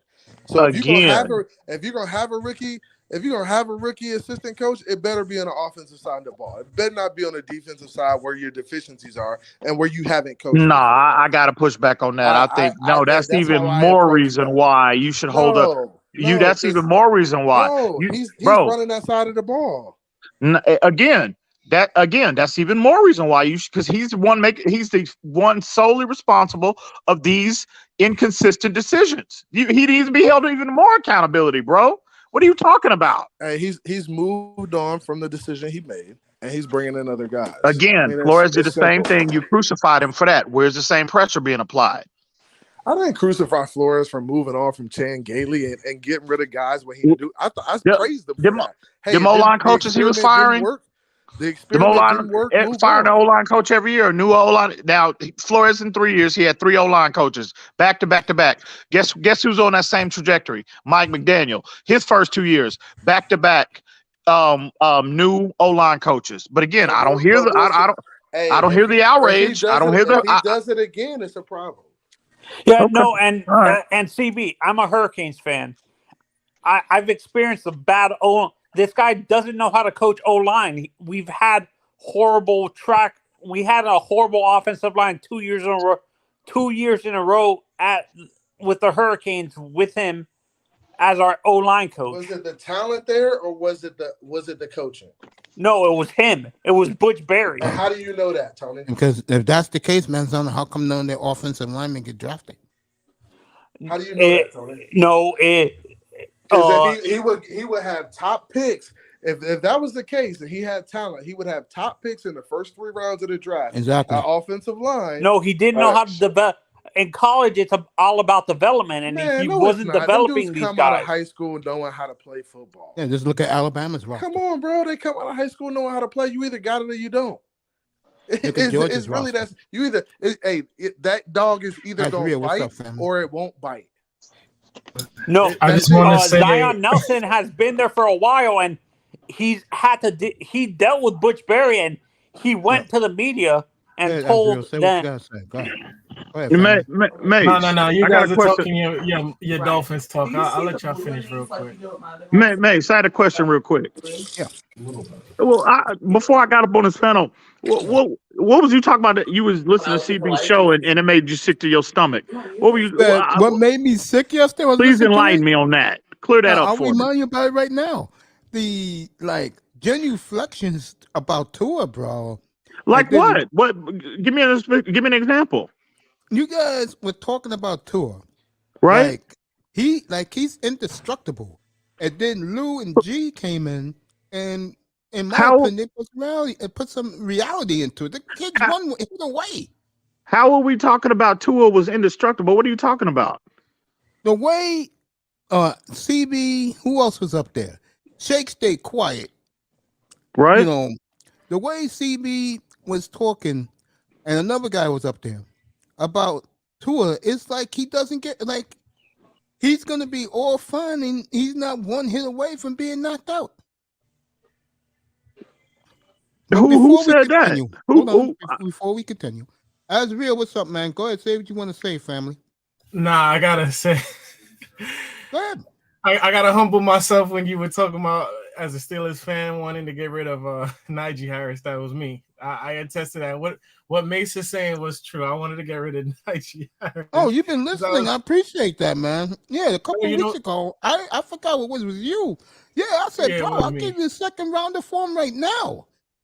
Yeah, we would give you a second round for Najee right now if you guys want. Like, not even hitting the. I mean, yeah, it's like I feel like he could hit the holes a little bit harder. But you know what's funny? Someone else said on Bernard Riley show, somebody was like, you know, sometimes they're like, why you think all the Broncos always had like quality running backs, but they would pick them up in like the 3rd or 4th round, but they would give good production. And they said, like, by the time, like, they were about to trade them or they were about to be on a free agent, to be in free agency, they would go down in terms of production. And he was like, the underlying thing is, like, the O-line. And I was like, you know what? Like, I know it makes sense, but I used to think, like, okay, like, for example, the Giants, I didn't think they have the greatest O-line, but Saquon Barkley will make it do what it do. So I'm thinking, like, damn, like, I was expecting like Najee Harris to be like Saquon right now, but I have to humble myself and say we do need a better O-line because I just was like, we need two picks, bro. Get a tackle and a guard. Trust me, it would change your franchise completely. Yeah, to play devil's advocate, I did say I felt as though having a quality. I did say this. I felt like we should draft receivers. Because it's kind of hard to get a top receiver in the draft. Like, you're not going to get the Jamar Chase in free agency like that. I mean, or if you do, it's going to cost you a lot of money, right? Because as a Steeler fan, I always know that we develop our receivers and we develop our secondary somewhat well, especially our receivers. Secondary could be a toss-up because sometimes we get them from free agency like Joe Hayden and Fitzpatrick and whatnot. However, you are right about the O-line, but I was saying to myself like, this is the never go back in the cloud. Nah, you know what it was? This is the first of all, Ism, you're Borgen. Number 2, I'm glad that you supported what I tried to tell you a couple of weeks ago. You fixed that offensive line, bro. You're back in business. Real talk. Yeah, but this my only my issue with that was because I felt as though we're not gonna get like a Penny Sewell or whatever you say his name. I didn't think we're gonna get someone like that in the 18th pick, right? Or assume like when you want a lineman, they're going by like between the 10th and the 15th. Most of the quality linemen are gone. So I figured we could probably get some, maybe like 2, like a left tackle and a right guard. Something like that in free agency or whatnot. A lot of those guys are usually banged up, bro. It's better to draft them when they're fresh and young. True. Real talk. True. Seriously. I think if you guys do that, I had Kareen up here about 45 minutes ago. She stayed quiet because, like you, she don't worry about the offensive line. And I think you should. I mean, my team has had that problem for years. That's why a lot of us is up here right now. They're shooting shit around because question. I will admit. I want to ask you guys a question as Miami fans. Like, do you think all these injuries that Tua is suffering is because you guys don't have a quality O-line, or is because he's just fragile? You guys can answer that. I don't think so. Well, if you're talking about concussions, no. I just think if you look at at each time he got hit and he got hurt, I mean, he had plenty of time. It was just, I think he was just careless, a little careless, and holding the ball too long, and he does taking those unnecessary hits. And again, him not knowing how to properly fall and brace himself whenever when he's absorbing them hits, whenever he hits the ground. I think is the number one reason why. I don't think, and again, not to say that the O-line is at a top 5 status, but them hits specifically, they weren't a result of bad O-line play. Not this year. So EM, you think him? Do you hear how weak that sounds though? I'm sorry, not your comment, EM, but our quarterback don't know how to fall. Hey man, hey, And that's why hey I want man, to say that. hey man, I can't push back on that at all. I can't. So EM. Yeah, go ahead, bro. Go ahead. What I was going to ask, do you think Tua is second guessing his hip? That's why he's not sliding correctly? I think in regards to him with that Green Bay hit, and I brought this up to people privately. I think that hit specifically with that Green Bay hit. Mm-hmm. I think he kind of, I think he tried to kind of, because I think he kind of overcompensated. Or tried to, right? Because he don't want to, like, if you look at how, when he got hit, the guy, he grabbed his legs from behind. He grabbed him from behind, basically his bottom torso. I'm sorry, his lower extremities, his legs and whatnot. I mean, quite naturally, if you look at the flow of the play, I mean, it's quite naturally that you're gonna fall. You're gonna brace yourself, and you're gonna drop your knees first and then fall on the ground. Tua completely turned around while he's in the grasp of the defender, turns around and just completely falls on his back. And I think maybe that play, he probably had that in his mind, because if you look at how the play unfolded when he got hurt at Alabama, when they grabbed him from behind, same scenario. But the difference is Tua, he tried to brace himself with his legs, right? And unfortunately, he blew his hip out as a result of that. And I think that might have been in his mindset. Maybe not the other two, but definitely on that Green Bay play, I think there might have been some truth to that, in my opinion. No, and see, that's what worries me about him. If he's second guessing himself on how to fall or slide correctly, EM, then he shouldn't. Oh my God, I don't want to be considered a hater when I say this. He shouldn't be playing in the NFL if he's so concerned about re-injuring that hip. I think that's a little extreme to say that, Anthony. I think that's a little extreme, but again, I mean, it is what it is. Listen, in terms of the comment, I mean, in regards to him looking weak and not be able to, fall properly. And hey, I can't offer to that is eyebrow raising for me, but hey, man, that's where we at, bro. He gonna have to learn how to fall and properly, brace himself and, in regard as far as absorbing contact. Some players just are better equipped at doing that. Some aren't, and Tua clearly is not. It's just something he's going to have to work on and get better at. But we've never see again. Maybe this is just a conspiracy theory on my part, right? But we've never heard this from any other player. It sounds like an excuse for me. I think that the Miami Dolphins always have to come up for excuses for this kid because, bro, at the end of the day, the NFL has been played for what? Almost 100 years now? Over 100? Like, bro, you've never heard this. And all of a sudden, this player is now we got to teach him how to fall. You've heard of players getting hurt, bro. Like, come on. Like, CB, did you just hear what I said? I didn't say nothing about being hurt. I said we got to teach a player how to fall. How many NFL players have you heard? There's been quarterbacks who needed to be taught how to slide, how to fall, a number of different different situations. Am I wrong? Is sliding and falling two different things? They're similar. Yeah. Hitting the ground. No, it's not similar. I've heard you got to teach them how to slide. Okay, that's fine. But no one in the history of the NFL, stop the cap, CB. Nobody has sat here and said we got to teach someone how to fucking fall. That's true. Come on, bro. What are we talking about? I got to admit, I ain't never heard that before. I've never heard that. That's news to me. Incredible, bro. You can't make this shit up. It's new to me, too. It's just different, bro. Like, Tua's a different cat. Like, this is what I want. There's no box you can put him in. And I think we're at the point where we understand that it's a different situation. He's different socially. He's different with the media. He's different. Are we going to accept that and accept him as our QB, or are we going to keep fighting it? We're going to keep fighting it. All right, so keep fighting it. I don't have time Oh, and well- energy for it, bro.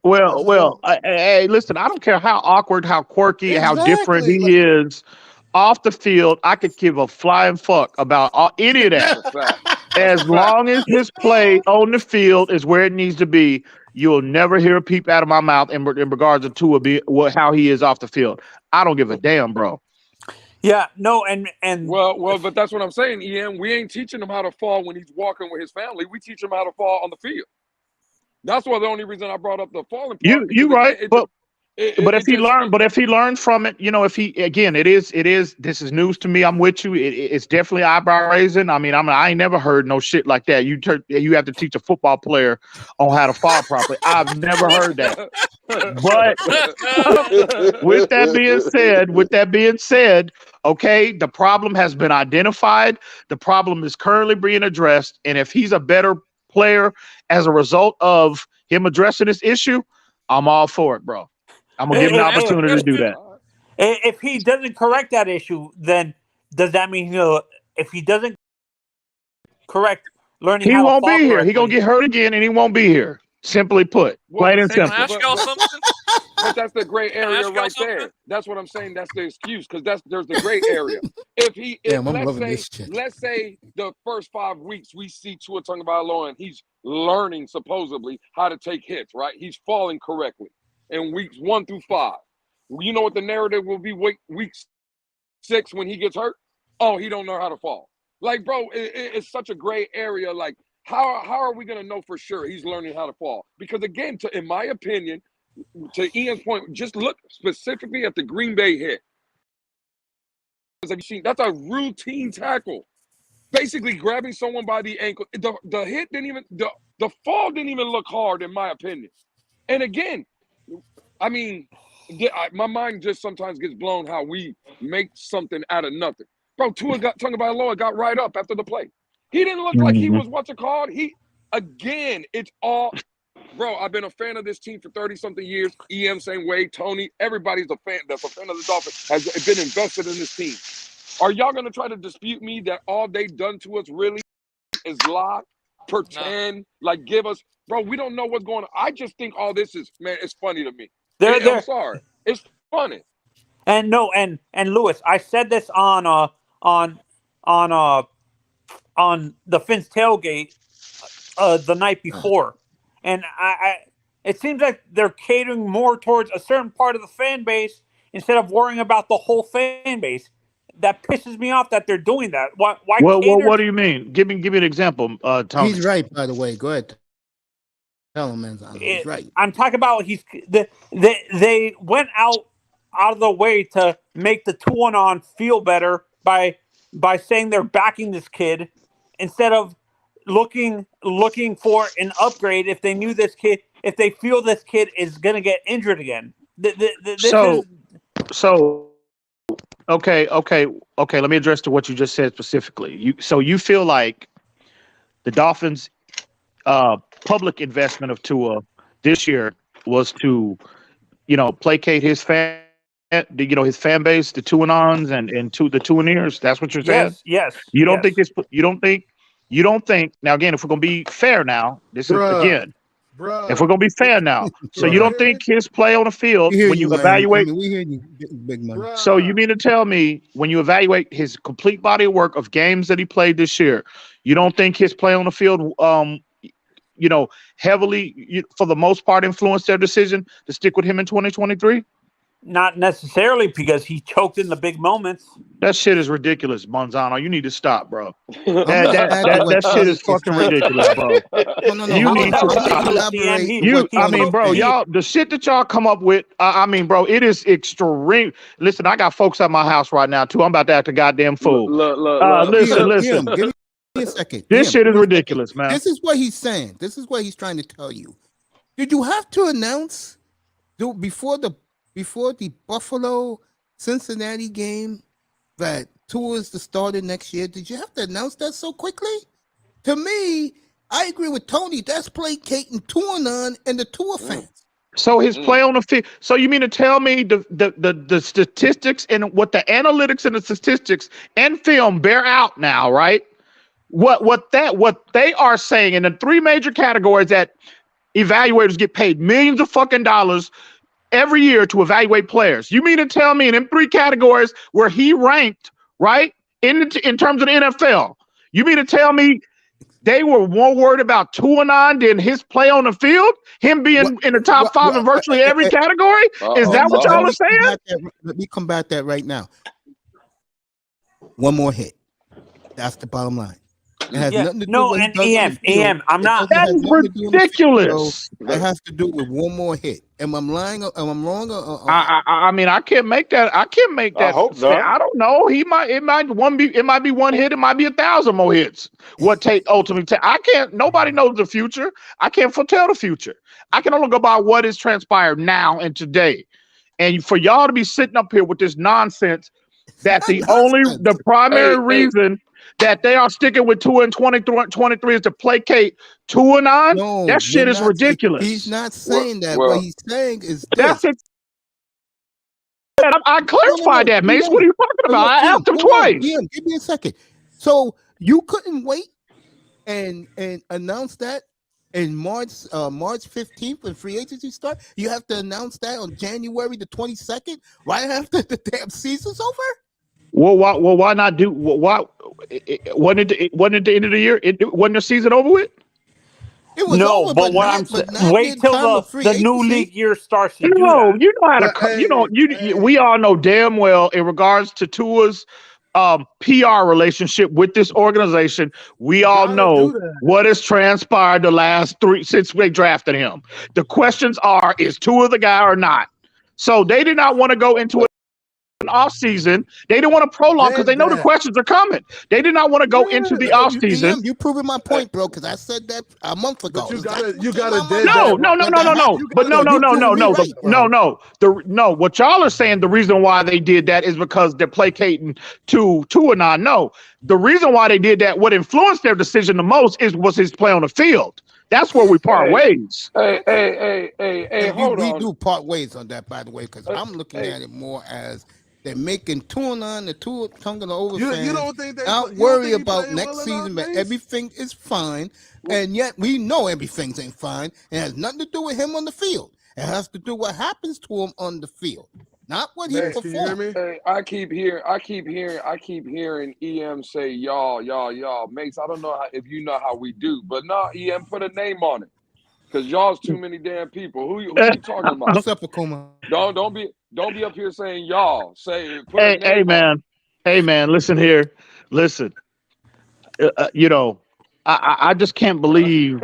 I mean, and again, it's a lot of people on platform and off platform.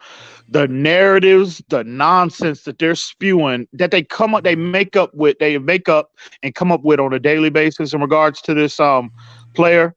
I mean, the shit. I mean, my God, it is at some point, man. This nonsense, this madness has got to stop. I mean, really, bro. I mean, you go into Twitter, you go into YouTube, and I'm tuning in, and I'm listening, I'm hearing all this. What the fuck are these niggas talking about? I mean, the shit is ridiculous. EM, is it true about him getting a hit? We're not talking about his play on the field, bro. Getting one more hit. You can say that about anybody, Mace. You can say that about any player, bro. We're talking about him because everybody else is not our quarterback. Okay, well, again, yes. I'll say this: every player in the NFL, including Tua Tagovailoa, are potentially one hit away from the career being over. That's true. Yeah, it's true, but I'm not worried about the other quarterbacks around the league. I'm worried about the quarterback that wears aqua and orange and white, like where's Uno on his jersey. Yeah, no, and EM. Brock Purdy got hurt 2 weeks ago in the championship game. I didn't shed a tear. And number 10. He's not my quarterback. No, I don't think when Tua went down and got hurt, I for damn sure know you didn't shed no tears. He your quarterback, but you can't stand the side of that motherfucker. So that's irrelevant. That's irrelevant. I'm sure you was doing cartwheels on camera, Mace. Yo, hold up. When he got hurt, I didn't make no fun of it up here. Miami can vouch for that. And Yeah. Manza. I didn't make fun of it. I No, felt he bad didn't for make him. fun of it at Yeah, all. I'm gonna go dig that footage. Or somebody go dig that. Anybody listening? Y'all go It's an find that footage archive. for me. Go take I'm it. gonna It's an need archive. confirmation on that. Episode was that about episode 84, something like that?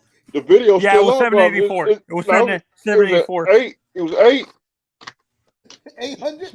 It's about 800 something. It's Oh, one of them awesome. two. He didn't shed no tears. I didn't. I Man, didn't, man. I'm not like that as a fuck person, out of bro. here, man. Mace, with that nonsense, you could have saved that. You could have kept that. Bro, hold on. When he was balling, EM, I was the one that was giving props. CB can agree with that.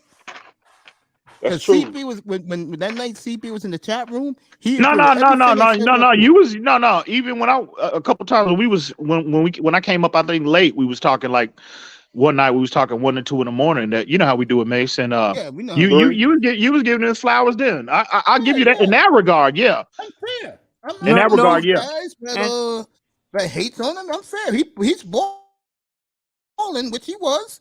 I give him his props. Yeah, no, and EM, I'm gonna say this. He was balling at the beginning of the season, but at the end of the season is when he didn't show up at all. He completely disappeared against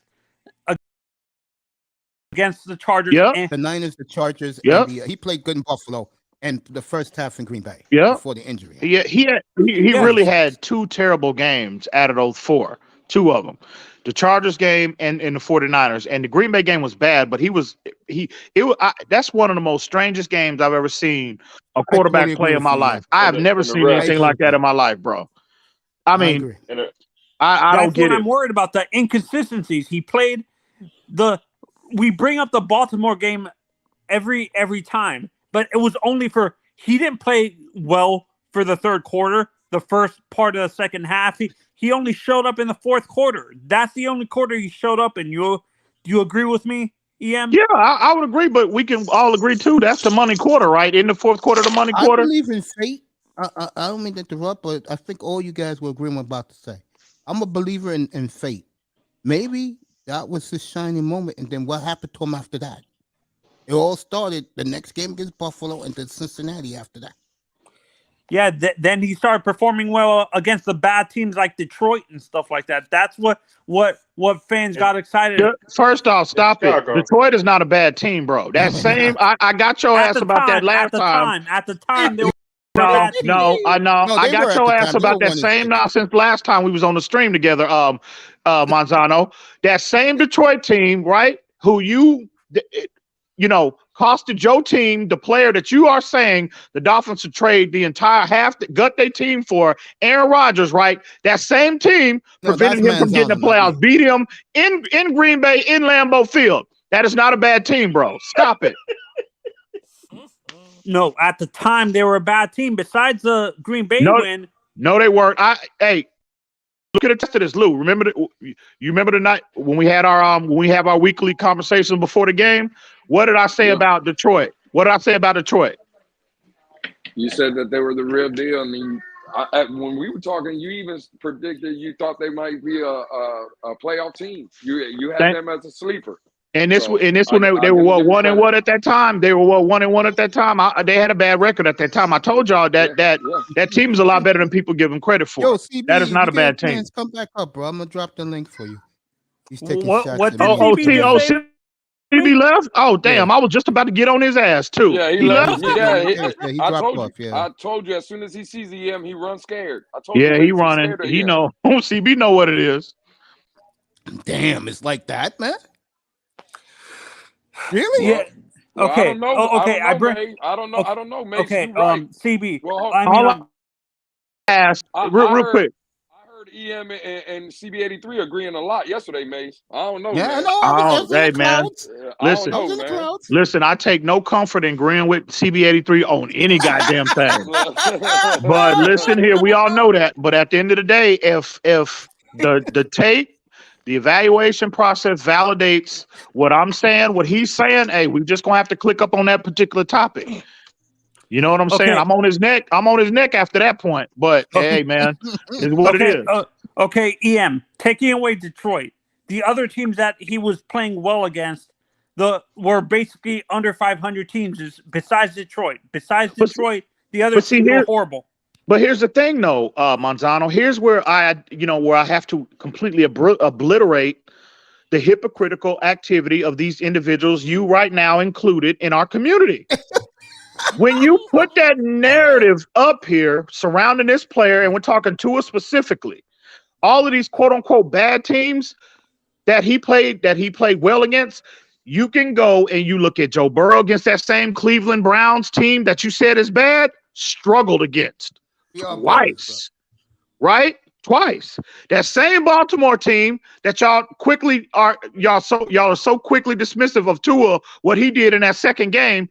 Guess who struggled against that team twice as well this year? That'd be Joe Burrow. And y'all sit up here routinely, night after night, prop up Joe Burrow and talk about this man as if he is the second coming. And them same teams that you're talking about too, he played bad against. That Pittsburgh team, that motherfucker threw 4 interceptions against. But y'all don't ever bring that up though. So that shit is y'all got to stop this nonsense, bro. Wolf packing, that's what they do, bro. Y'all gotta stop this nonsense. That's what they do. Hey, guys, I got another issue, not with the Dolphins. So if you Tony think don't of mention Burrow Wolfpacking, in them 4 picks. He just I said, Tua. and I Tony always don't say this, mention Burrow. is the fan base don't hold Ross accountable. They don't. Yeah, our fan base is bullshit. They don't. Hey, you can't hold billionaires accountable. You can't. Oh yes, It's you hard to can. do. Don't go to the It's games hard and to you'll do, lose Mace. money. Hey, Mace, that's the only way, man. Mace. Stop It's going hard to them to do, goddamn Mace. games. I That's guarantee it. you he'll get some act That's right it. then. Yeah, damn right. Hey, And if he don't, guess what? The people NFL who gonna went to swoop them- in and get him up out of here. the You people damn who right. go to them I games told the guys are last not night. Dolphin fans all the time, bro. I told Yeah, I told the guys up here earlier Florida before is a you came up. tourist state, bro. It's a tourist state. People just want to go and have a good time. It's not Yeah, about that's why football. there's 4 club livers in the stadium. Being EM later this spring, we're going to destroy Stephen Ross up here. Yeah, and EM. Honestly, this is why I want to have faith in Tua. I really do. But listen, no, you don't, Manzano. Tony. No, listen. I don't Tony. listen. I don't get mad or I don't rebut people that have they have a level of reservation about Tua being long term. All I'm saying is the process, the evaluation process, needs to be objective. That's all I ask of the fan base. If you're gonna, again, the excuses that y'all use to nitpick in Tua's game, y'all were sitting here using y'all want to address them same excuses with other players, and actually you would even elevate those other players on other teams over Tua, but you're sitting here using the same excuses to nitpick his game. All I'm saying, bro, is just keep it objective, bro. I've been telling y'all that since 2019. My message has been consistent. And they call themselves fans. How? How can you be a Dolphin fan if you don't take that approach with evaluating the player? How can you sit here and say you are? Because I don't want. No, I'm a Dolphin. I've been a Dolphins fan my whole life, dude. I don't know why I'm being attacked. Seriously. Nobody's attacking you, Manzano. You feel like you feel like I'm attacking you right now? No. I'm saying I've been attacked on other panels, being called Mace. Mace has been in the clouds in other panels, and I've been attacked saying I'm not a Dolphins fan. I don't know football. Hey, man, listen here. Hey, listen, I've been subjected to that foolishness too, bro. But you see it don't.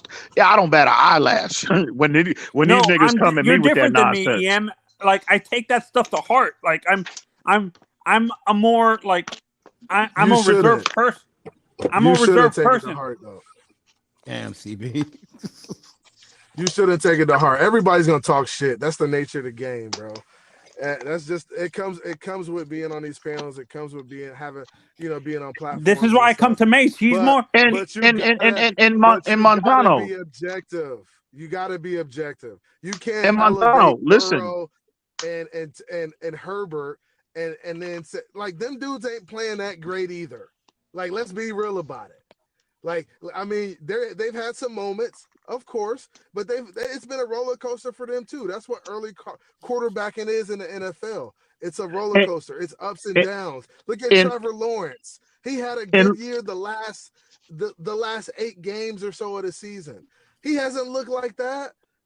He hasn't, but now he's the next coming of God because he had a couple good games. No, here's It's the just difference, CB. Here's the it's just bottom no line. objectivity, No, bro. no. It's like Here's the bottom line, in you my gotta opinion. look at a full sample No. size. You Here's the can't. bottom line, in my opinion, and this is all I'm gonna say about number one.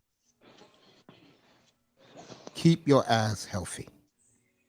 That's it. And That's Mace, all more it no. comes down Mace, to. but you know what, Mace? If Yep. you're going to critique him, his durability, that's fair. Thank You you. can't dispute that. Tua Thank you. is an injury, and I've said this as well. This has rubbed a lot of people the wrong way. There's enough of a sample size now that we can put that injury-prone jacket on Tua Tagovailoa. This is just what the facts have bared out. And That is EM, let me fair. say this real quick. That Let is me say this. fair. I have said up here Hey, that how but the see, hell can you Ian, knock this is 25 and hold 8? up. Can I I have said push that back up on here. that a little bit? Hey, Mace, can I push back on that a little bit? Which one? Because honestly, Yes. when we look at, so he was drafted hurt, right? He played Yes. sooner than he was supposed to play. That's true. They rushed him. Okay, so they rushed him, and then the second year he gets hurt. I think he felt like he could play, but he was put on IR and told he wasn't gonna play so that Flores could get another quarterback in the building. So are we I buy taking that. that into consideration? Well, listen, you can try. I mean, you gotta take that into consideration too. No. Here's the reason why you don't take that into consideration is because that is speculation. You don't know. Where's the report? Where's the audio? Where's the video? Flores saying, Hey, "Oh, go on and put that nigga on IR. I don't want him out there on the field." Where's that at? So until you can prove that, until you can provide that information, CB, you cannot take that in consideration because that's speculation at this Hey, point. we saw Tua get very upset when he did not start in that Baltimore game. We saw Tua before the game get frustrated, get upset that he was not playing in that game and starting the game. He was allegedly frustrated when the Dolphins shut him down this year too. His words, not mine. His words, not mine. But this is when they shut him down. Yeah, this is when they said, "Hey, you can't play because it's concussion related." That's a different story. Now, coming off the rib injury, he was clearly healthy. He felt like he could play. Why not start the kid? Well, that was Flores trying to get Deshaun Watson in the building, bro. Well, okay, well, call it what you want, but here's again, you're the point that you made. I don't think it's, it's applicable to my point.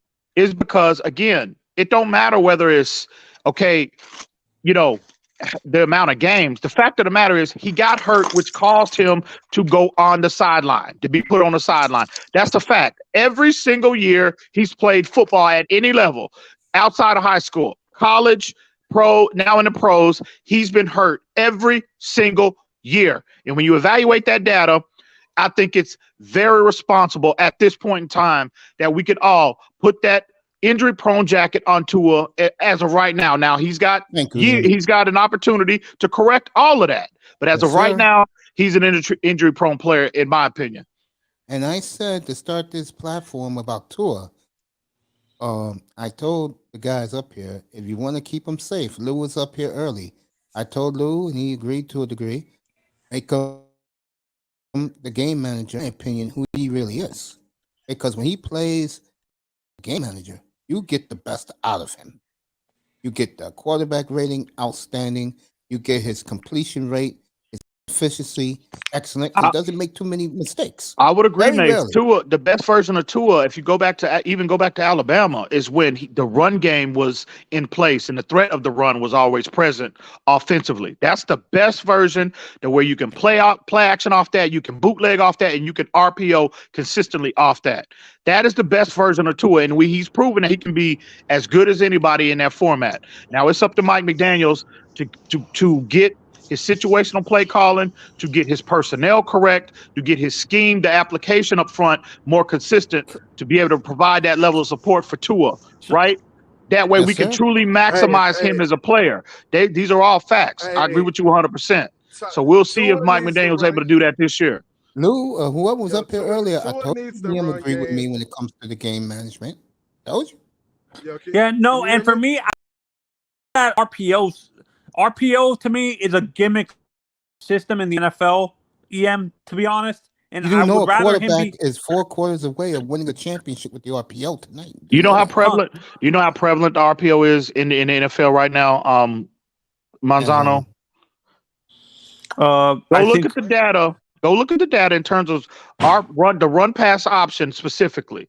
Every team in the league is operating that. The variations are some teams have a tendency to deploy it more, but every team in this league that ain't going. No, the RPO is not going anywhere, at least for the foreseeable future. I agree. I agree. even- The Dolphins shouldn't be as RPO dependent as they were in 2020 and 2021. And they kind of dialed that down a little bit this year. But Tua has proven to be elite. Why would you? That's the strength of his game, bro. He can be in terms of the RPO format. And again, this is coming from a place of complete objectivity. In the RPO format, him and Jalen Hurts are the best in the league, in my opinion. So why would you want to take that such a strength, such an area of his game that he's like at the top of the league in? Why would you want to take that away from him? Okay, I'm not saying take it away from him, but what I'm saying is, why I'm saying eventually it's going to be, the RPO has just come in recently in the past couple of years, and I don't think the defensive coordinators have adjusted to be able to call plays to limit or shut it down completely. So I think it's you know what, an adjustment. Period. You know what? You know what, Anthony? That's not going to happen because how long has play action been in play in the NFL? Forever. 60, 70 years. So when you're talking about the run pass option principle, it's based. All it is again a play action based out of a shotgun format or a pistol format, right? Okay. So again. If they weren't able to take play action away, they're not going to be able to take the RPO away. How do you do that? How do you scheme against that? How do you erase that from the NFL? You don't. If you can't take away play action, you're not going to be able to do that with the RPO. Is there wait? This is not his question. Is there a big difference between an RPO and a pure play action, or are they the same concept? Well, pure play action is under center, and the RPO is out of the pistol or shotgun. That's the variations between them. But the threat of the run, right? The play action fake, that's the common thread between the two applications. Okay. So again, if you're in terms of the principle, right? As long as teams are biting on play action and they have to account for run games and they're inconsistent and they have players have undisciplined eyes, teams tend to bite on the play action. The RPO format is not going anywhere, bro. So no, and that's another thing I was trying to say earlier. I think the reason why I feel the RPO maybe because in general I think the league is moving towards a more passing oriented league, and I don't think they want to. It's been that way. They're not relying on the run game as much. There's only a few teams that rely on the run game consistently. That's not true. I think the trend is. I think we're going back to running the ball now. I totally agree. We're starting to see. I think that's what we're starting to see now is teams lean more on the run game. I agree. As opposed to the pass game. And I agree. Wouldn't you take the running back at 51 from Texas A&M? 51. I don't know about 51. The only guy I would take at running back I don't know. Hey, real quick though, I'm hearing a lot of chatter, bro. Quietly surrounding Josh Jacobs. Hey man, they allegedly, he as well as Waddle, Tua we all know they were teammates at Alabama, and apparently they want to run it. They want to run it back in a Dolphin uniform. So I'm hearing this. There is serious smoke surrounding Josh Jacobs to Miami. Yeah, but you really, I understand there's serious smoke, but do you really think a guy like Greer is going to spend that? He's going to be a high price tag as a running back, and you really think Greer is going to spend that much money? Doesn't care about money. If you're going by his past tendencies, I would say no. But I think what has transpired is They looked at, if you go, Kyle Shanahan and John Lynch, they didn't make big time investments at that position either. But if you look at the blueprint, look at what they did this year with the trading for Christian McCaffrey, big time investment, and look at the impact that he had on that team. I think Mike McDaniel has had San Francisco in his rear view, and he was like, "Fuck, wow." We feel like we're close. San Francisco felt like they were close. They needed one big ticket item. I think the Dolphins have that mindset. And again, I'm not saying it's going to happen. I'm just telling you what I'm hearing. But I would rather get Saquon. I would rather get Saquon, to be honest. But if they are from A&M, that's it. But everybody if they got them picking him anyway. Go ahead, Ian. But if they are to make a big ticket move or a move of that magnitude this year, they feel like they are extremely close, and I wouldn't blame them. You know me, I don't like. I'd rather make extremely close. I've been saying that all day up here. They're a man door. And think about a player. What's missing on this offense? I think are two things. Well, hang on. There are two elements: physicality at wide receiver, physicality at running back. Josh Jacobs will provide that level of physicality that I think is missing in this offense. Right. And who knows what Eric Izakama is going to develop into, but he has he's the prototype that I'm looking for in terms of big body, big catch radius, 50-50 guy, 6'3" over 200 pounds. He's a power player at that position.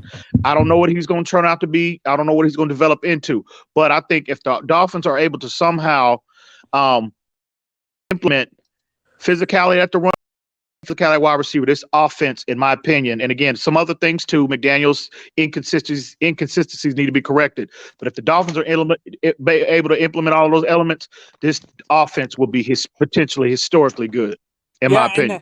And Ian, this is where for me, I would rather have Saquon over Josh. I understand their connection, but I would rather have Saquon.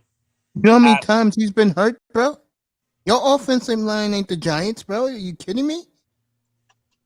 Man, bro, that guy's been butchered in the NFL. And plus, Saquon, he's going to be a lot more expensive than Josh Jacobs. Now, he shouldn't be because Josh Jacobs led the league in rushing. But Saquon is going to command, 12 minimum. I think Jacobs is probably going to command about 10. And I would again. I like Saquon. I just don't think it's a possibility. I don't think the Giants don't let him walk. Right? I think they'll either franchise him or they'll figure out a way to keep him in house. I don't think he's a real possibility. Real talk. I live here. They really want to give Danny Dimes his money, bro. They think they fucking hit a grand slam with him. I'll say it again. 15 touchdown passes. I know he does a lot with his legs, bro, but. Bro, I don't know about. Yeah, I agree. I mean, now the money they want to pay him. Real talk. It's a character guy. It's okay, but still, Lou, thanks for coming, family. But still, all right, Lou left. Yeah, Lou dropped. Yeah, No, I'm here. Yeah, but bro, CB dropped. CB dropped out. Yeah, he dropped out too. Both of them dropped. No, Lou's still up there. I'm sorry, Lou. My apologies. I'm here. You're good. My apologies. Someone dropped. Taking away his injury, guys. Taking away the torn ACL that Pollard had. Would you want to bring him in? Tony, taking away I understand that injury. Go in the goddamn draft and get one in the second round. You don't like Tony Pollard from Dallas? Hurt. No, taking away the injury. Like if he wasn't once injured. You get hurt, you always get hurt. No. Not necessarily. Saquon got hurt 3.5 years in a row. Okay. The guy I want is Kenny McIntosh from Georgia. That's the guy I want because he's a combination of both Mace. He's a combination of both Raheem Mostert and Jeff Wilson. He's big enough to run between the tackles and he's fast enough to run outside the tackles because I think Georgia underutilized him as a running back because I watched him coming out of high school. The kid was a receiving back coming out of high school. They just never really used him in that capacity as a running back. That's Jacobs. That's Josh Jacobs. That's Jacob. Listen, if you go and get if you dip in, if the Dolphins choose to go into free agency, right? Either Dalvin Cook, potentially Josh Jacobs, that don't Dalvin's too impede that. injury prone. If you bring one of those guys in, that shouldn't impede your draft strategy. You can still double up. If you decide that, like if Bijan slips to the second round and you feel like he'd be worth that investment, you can still get him. Okay. Bring him in, and all of a sudden you have your present as well as your future taken care of with Makes sense Jacobs. to me. What's that, man? Makes sense to me. I'd say it makes sense to me. So EM, let's say Darnell Washington. If we're drafting if Darnell Washington drops at number 52, and we have a linebacker at the same that fits a need, would you draft best player available or a guy like Drew Sanders who fits our need? Me personally, I think with how the roster, well, I have to wait in terms of taking a best player available approach. I'd have to wait and see what they do in free agency first. That's why free agency is in place before the draft. But for conversation's sake, I think the Dolphins right now, bro, really the two priorities for me as we're having this conversation right now is I think linebacker, and I think I'm talking about at the second level. I'm talking about a stacked linebacker. Bobby Wagner. I would say it's between safety and it's between O-line, left guard. Those to me, and again, those positions could be easily addressed in free agency. If they do address two out of those three, well, you can clear. You've put yourself in a position where you can take best player available. Okay. So I think that's going to be the strategy with the Dolphins, which is why you're hearing a lot of intrigue with safety at the safety position, at the running back position, at the linebacker position. I'm hearing conversations about that stack linebacker role too. So, but I think that's going to be the strategy of the Dolphins. They're going to address those positions in free agency, and I think they're going to just use the draft. They're going to take a best player available approach. And they can supplement their team accordingly. Yeah. No, and EM, this is where I agree with you. I think because me and Mace talked about this, the Rams are in salary cap hell. And I think they're going to be trading players because they can't afford to keep any. And I think we can get Bobby Wagner for a second-round pick. I don't know. I love Bobby Wagner. He had a productive year this year. Or you think he's going down already? He's 32, bro. He's 32 years old.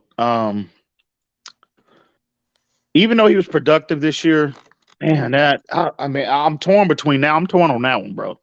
You got to weigh his age at that position. You know what I mean? Because whenever them linebackers fall, whenever they start to decline, they completely fall off a damn cliff. Completely. So no, the reason why I say Bobby is because we still have Tyndall and we can draft another linebacker that can can mentor. Right. I get it. Still, at the end of the day, you want a player that's going to come in and be the centerpiece of this defense. And, Fangio values greatly in his defenses his linebackers. And that's somewhat different, a philosophical difference between him and Brian Flores. Flores didn't. No, sorry. Go ahead, Mace. No, go ahead, man. I apologize. Go ahead, man. I was going to say, Flores didn't make major investments at linebacker by the draft or free agency. He just really didn't put much investment in that position. But Fangio, he was a linebackers coach, kind of ironically, kind of like Flores, but Fangio values, he wants big time players at that position. Look at the defense. Yep. Look at San Francisco. Look at Chicago. Look at Philly. Look at Philly. No, but isn't Bobby a perfect fit of what type of linebacker he wants? He would be 2-3 years ago, but his age is concerning for me. I understand that. Now, this is for you, Manzano. The Dolphins just had one of their greatest defensive players ever get inducted to the Hall of Fame a couple of days ago. You know what round the Dolphins? Yes. Zach Thomas. You know what round the Dolphins got him in? The 5th round, I'm guessing. Yes. You can find people. You can? Okay. Yes, you can. But you better do it in the second and third round. No, that's why I'm saying Zach Thomas to me is an anomaly. You're not gonna find an elite linebacker like that in the late rounds again. You agree that he's an anomaly? I think I think you can. It's just you just got to do your due diligence as a scout. Exactly. I mean, great players are found throughout every round. Undrafted guys come in.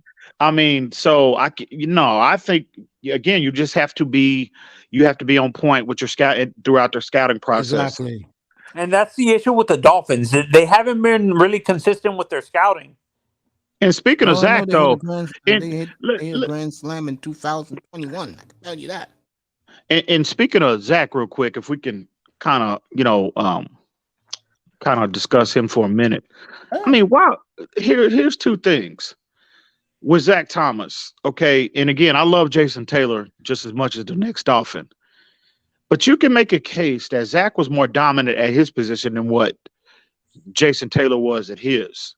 I don't think Jason Taylor should not have been a first. And again, no knock on him, but he wasn't a top 5 defensive end for the duration of his career as a Dolphin. When the old morning kickoff on satellite radio, NFL radio, I told him that about 6 when he go in 17. I told him that in 16. I said, bro, I don't think you're a first ballot Hall of Famer. But you are. I said, I can see you getting in your third. But I told him no matter what, you had a phenomenal career. You were one of the all-time great players. I want to push back on Jason. Hang on. So my point that I'm trying to make is Zach Thomas for a 12-year span. It was Ray Lewis, Brian Urlacher, others here and there, but for the most part, it was Ray Lewis, Brian Urlacher, Zach Thomas. And in terms of Urlacher and Zach Thomas, the drop-off was minuscule, right? So my question is, when you look at his accolades, look at everything that he achieved at his position, how dominant, how long, you had the sustained greatness for so long. Why did it take this man this long? And why was Jason Taylor voted, a first-time guy, a first ballot guy? And then Zach Thomas not only was not voted a first-time guy, but it has taken him this long to get in the Hall of Fame. I don't understand that, not bro. media friendly. Not media friendly. I'll answer that. Not media friendly. The Dolphins didn't do anything when they had that great defense. And that's true. That plays a big part. Plus, That's Jason Taylor, let's be honest, the women liked him a lot. That's true. That's jersey true. sales were great. And also, he did something that Zach Thomas didn't do. He won Defensive Player of the Year. But you know what, Mace? And the Dolphins, as an organization, remember his Hall of Fame campaign? They got behind him. Yeah. They got behind him. They was pushing him every other, from the Dolphins perspective. But I don't think I saw that level of support with Zach Thomas. And I think another reason too, the lack of support is because I think it's because he ended up. What year did he end up going to the Cowboys? Do you think it's 2007? Yeah, no, that's another thing. I think that's the reason why there wasn't a lot of media push, because he went to the Cowboys probably. Well, you forget about Jason Taylor going to the Jets.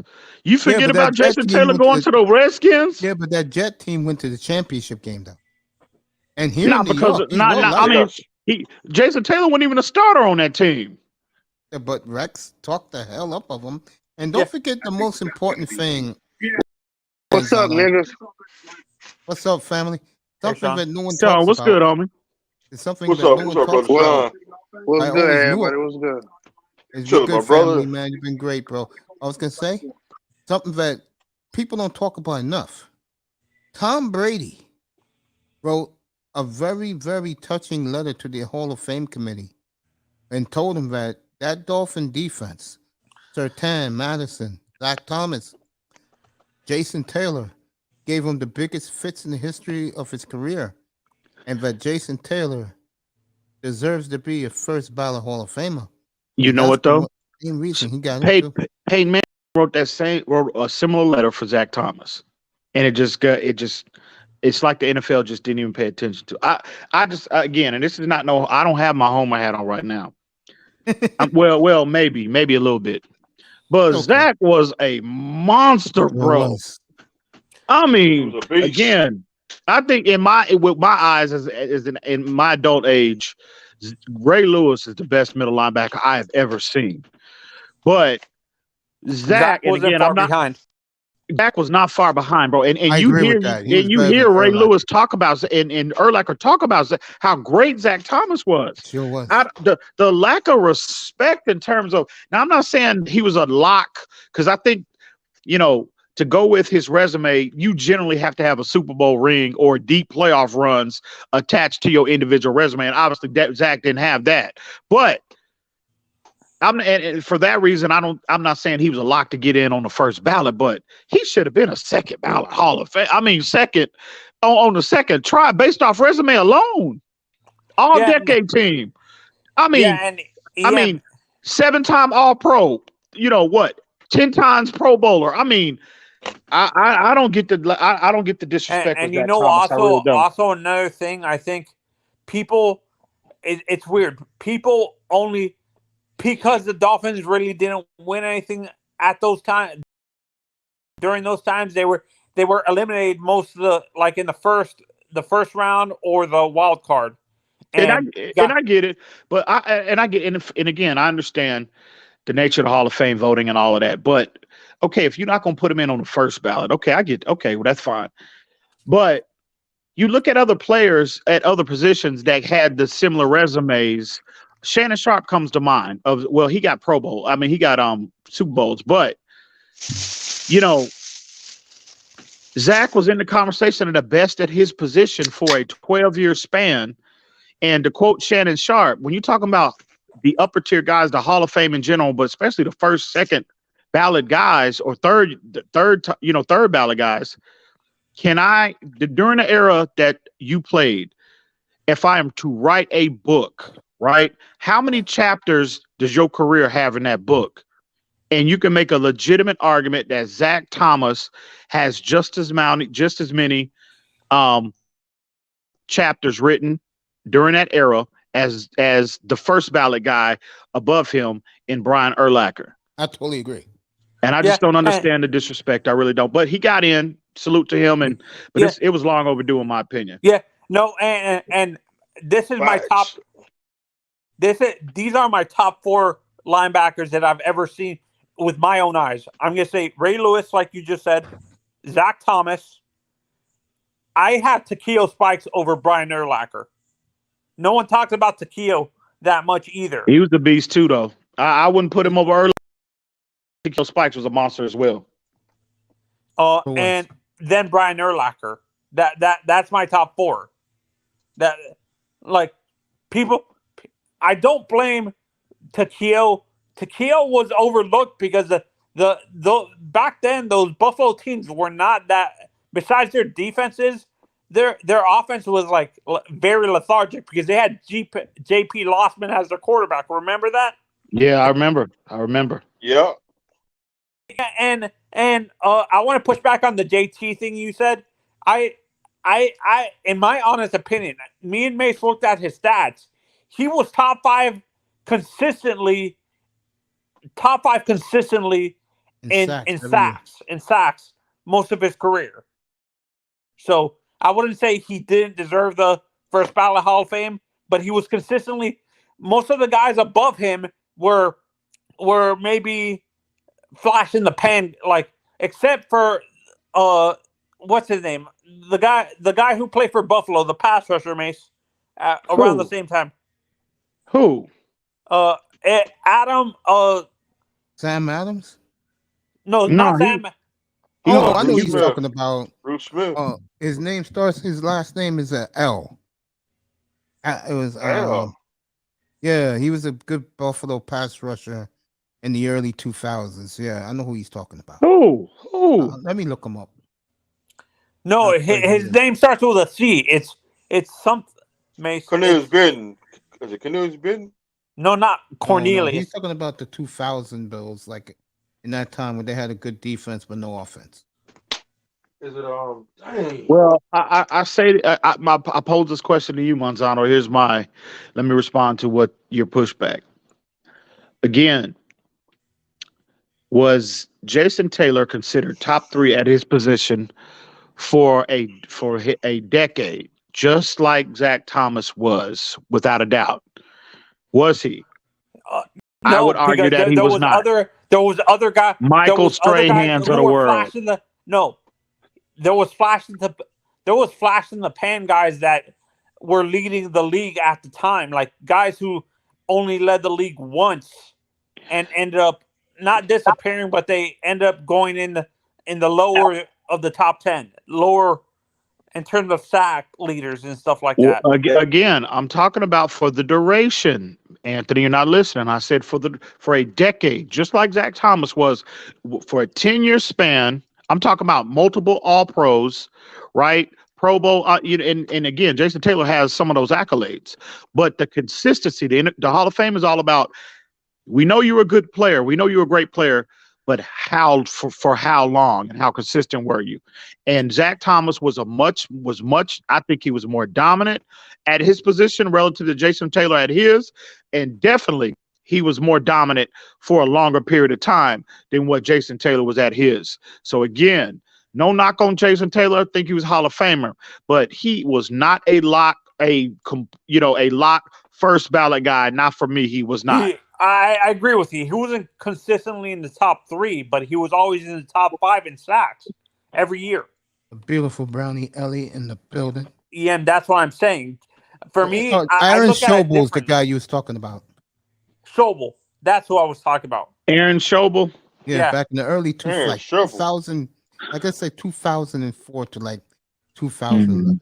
Yeah, I no, mean, that's what I'm saying. I mean, you look at a player like Simeon Rice. Remember for Tampa Bay? Well, you talk about burning bridges. He should have been in the Hall of Fame 10 years I ago. know. And Jason Taylor wasn't as dominant as Simeon Rice for a 10-year span. No, I'm gonna say this right no, now. sir. No. Yeah. By the I way, understand that, but I look at the consistency. Jason was consistently in the top 5 every year in sacks. I understand that. So he was so in was the top Simeon 3. Rice. You can make a case for Simeon Rice as well. And by the way, shout out to Prince Pierre, who I was telling the story to these guys the other day, but when I had the little talk on Satellite Radio with Damian Thomason, he remembered that interview and vindicated me for being the guy asking those questions that day. We're not talking about Thomason now. Back to Taylor. See, I spoke to Taylor on Satellite Radio at least 7-8 times, and he was always gracious to me, man. Because no other Dolphin fans were calling him. It was just me. Zach to me is underrated. Like, to me, Zach doesn't get enough respect because, like I said, Zach off the field wasn't very a personality type of guy like you saw with. He wasn't really doing interviews like a Sayal or a Ray Lewis and stuff like that. But Anthony, that shit, and that's so unfortunate part of that Hall of Fame process that a player, if in terms of being, in terms of how Hall of Fame validation or consideration, that should be primarily on the field award. Period. I agree. I don't care what you're doing off the field. If you ain't out here robbing, raping, killing folks, bro, I don't care what you're doing off the field. Facts. And it's unfortunate, and that's just not relative to Zach Thomas, but a lot of players have come along that that their career warrants serious second time Hall of Fame validation. And unfortunately, a lot of those beat writers and a lot of those people that are voting those guys in, they don't know much about them because they just didn't have the off the field personality. They weren't that engaging off the field. Exactly. And that's unfortunate. Hey, This is not a popularity contest. Yeah, back to Taylor. With me and Ian talking about this. Not only was he so gracious with me, I got right to the point with him. And I asked him point blank. I said, who do you blame the reason why you never got a chance to get a ring? And the answers were obvious. Onstad and the quarterback. Jay Feeler. Yeah. Mm. Bro, let me tell you something about Jason Taylor for all of you. One of the classiest human beings I ever came across, bro. Especially if you know what you're talking about. See, he was great with me because I just told him facts. He told me, don't blame Tannehill for everything. You know, some of it is the front office. You know, that's why they don't want me around, which was true. And when they brought him back around, that coach was gone. Isn't that something? Let Let me ask you this too, Mace. Like Zach and Jason Taylor, has their relationship soured over the years? I think so, yeah. Because you look at Jason Taylor's Hall of Fame process, Zach Thomas was absent, right? You look at now Zach Thomas, no Jason Taylor. Joy Taylor, to my knowledge, she didn't even wish him I mean, he was married to his sister. They got kids with his sister. Joy didn't wish Zach Thomas anything. Not that I know of. I didn't see it, at least on Twitter. At least on Twitter. Well, at least on Twitter. And again, I might not have. If she has, I mean, if she had, and she is plugged in with the Dolphins too, so she know what's going on with the organization. Everybody knows Zach Thomas got in. So the fact that I didn't see that congratulations tweet from her, and again, not to say that she hadn't put it out, maybe I just hadn't come across it. But everything else, Joy Taylor come across my timeline, you know, and that's by design, goddammit. So, because Joy fine in the motherfucker, bro. But anyway, I agree with that. Boy, you ain't never Joy lied, fine. boy. She fine as fuck, boy. Ian, you think Joy is fine as hell? You should look at MJ Acosta on the NFL Network. I'll take fine. Joy Taylor. Yeah. I'll take Joy Taylor. But I don't know over MJ. Yes. Yeah, I don't know. Now, what about that Georgia show seemed, on the NBA TV? To me, NBA TV. Mika Andrews. Yeah. Malika. I'll take the African chick any day of the week. On that NBA today, I'll take the African chick. Yep. Oh, you talking about right? You see that She got the ass yams. hanging, bro? Yeah. Good God, yeah. That motherfucker there, bro. Yeah, she bad. Yeah. She got a nice run. She's stacked. I ain't gonna lie to y'all. I ain't gonna She got hold y'all. drunk in the trunk. For me, it's Joy Taylor though. Joy Taylor. Yeah, me too. Joy I'm sorry. She put together. I'm sorry. I got to agree with the homie on now. And see, it ain't just necessarily because she fine as fuck. Joy seemed like she from around the way. You know, she seemed like one of the girls from the neighborhood. You know what I'm saying? Down to earth, bro. Like I see her. I follow her YouTube channel, and she have cooking. What she cooks on there and all of that. You know, I follow her. I follow her. You know, she contributes to the homeless and all. She just seemed like a well-rounded individual, bro. You know what I'm saying? Like, and that's why I got to give the favor to Joy, in my opinion. So I agree with that 100%. And I agree with everything, but she just bad though. Yeah, real talk. She bad as hell.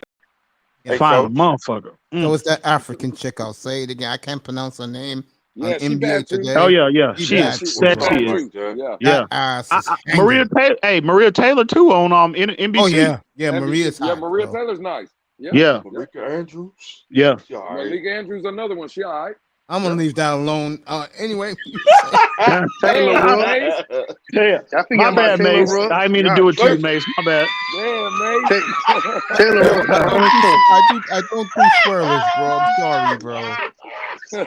Yeah, there's nothing against you. I don't do swirlers, bro. I'm sorry.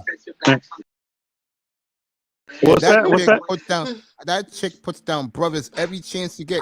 These are NBA players. Malika Andrews, bro. Andrews. No, I didn't say her. No, I said Maria Taylor. No. I didn't say her with you. Oh. What y'all drinking on? I agree with you with Joy Taylor and our African chick, bro. That African chick out of this world. Yeah, she's sexy as hell, bro. Don't forget about Taylor Rooks too. She fine. She's a swirler. I can't deal with that, bro. Come on, Cynthia from NFL Network. Nice to see Josina Anderson back to herself again. I'll show you guys the picture right now. What's her name? Molly Karam with Stephen A. She bad too. She just annoying as hell. but she Yeah, I bad. was just about. Hey, I was just about to bring up Molly. Hey, Molly. Hey, Yeah, man, Molly's nice I too, like man. Molly, bro. I ain't gonna lie. Yeah, I don't know what yeah. Dude, happened with that Jalen. I don't know what yeah. happened with her and Jalen Rose, but They were I saying don't know. Stephen I A. was like hitting that Molly, on the bro. low. Yeah, Molly Quinn, nice, They're trying man. to say Stephen A. was hitting that on the low. Oh Yeah, yeah, yeah, yeah. yeah. I'm gonna leave Oh that yeah, alone. But there you go. Josina yeah, Anderson man. on the right. Oh yeah. Yeah. Hey, it's two other black girls too. They kind of brown skin. I don't know their names though, but I Oh, see them on Twitter. Like and one of them always hanging with Joy. Probably Christina Pink from Fox. Christina Pink. Hell yeah, her too. That one right there Oh, too. she Yeah, got yeah, nasty. This is yeah, Taylor Yeah, Rooks yeah. right here. hey, She's coach. yeah, her dangerous too. too. Taylor Uh, Rooks. Where's she? That's the the coach, whole I tell you thing. about. Taylor When you Rooks, watch she the bad as games, fuck. I'm when you telling watch the pregame on Amazon, the cameraman purposely show her ass so guys could be like, God Hey, I heard Tua was checking out Dolph Freaky, and Stop that. Stop that. I'm just saying, they clipped up that goddamn video, and I don't know, man. That's what they say. He was checking out Dolph Freaky ass at that whatever that was they were at last Oh, night or oh the yeah. other night. Yeah, There you Damn. go. Zach Thomas. yeah. They put it on all the Dolphin elevators at the headquarters. Nice enough the Dolphins to do that. This mural right here is all over the Dolphins complex on in Website. front of the elevators. Yes. It's Good on the job. website And too.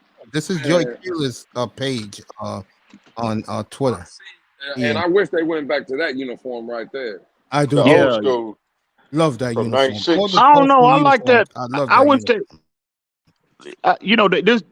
they might.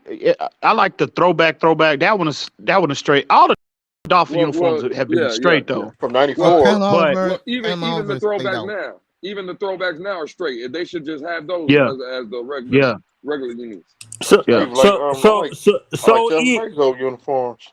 EM, I have a For question for you. The real. Actually, creamsicles.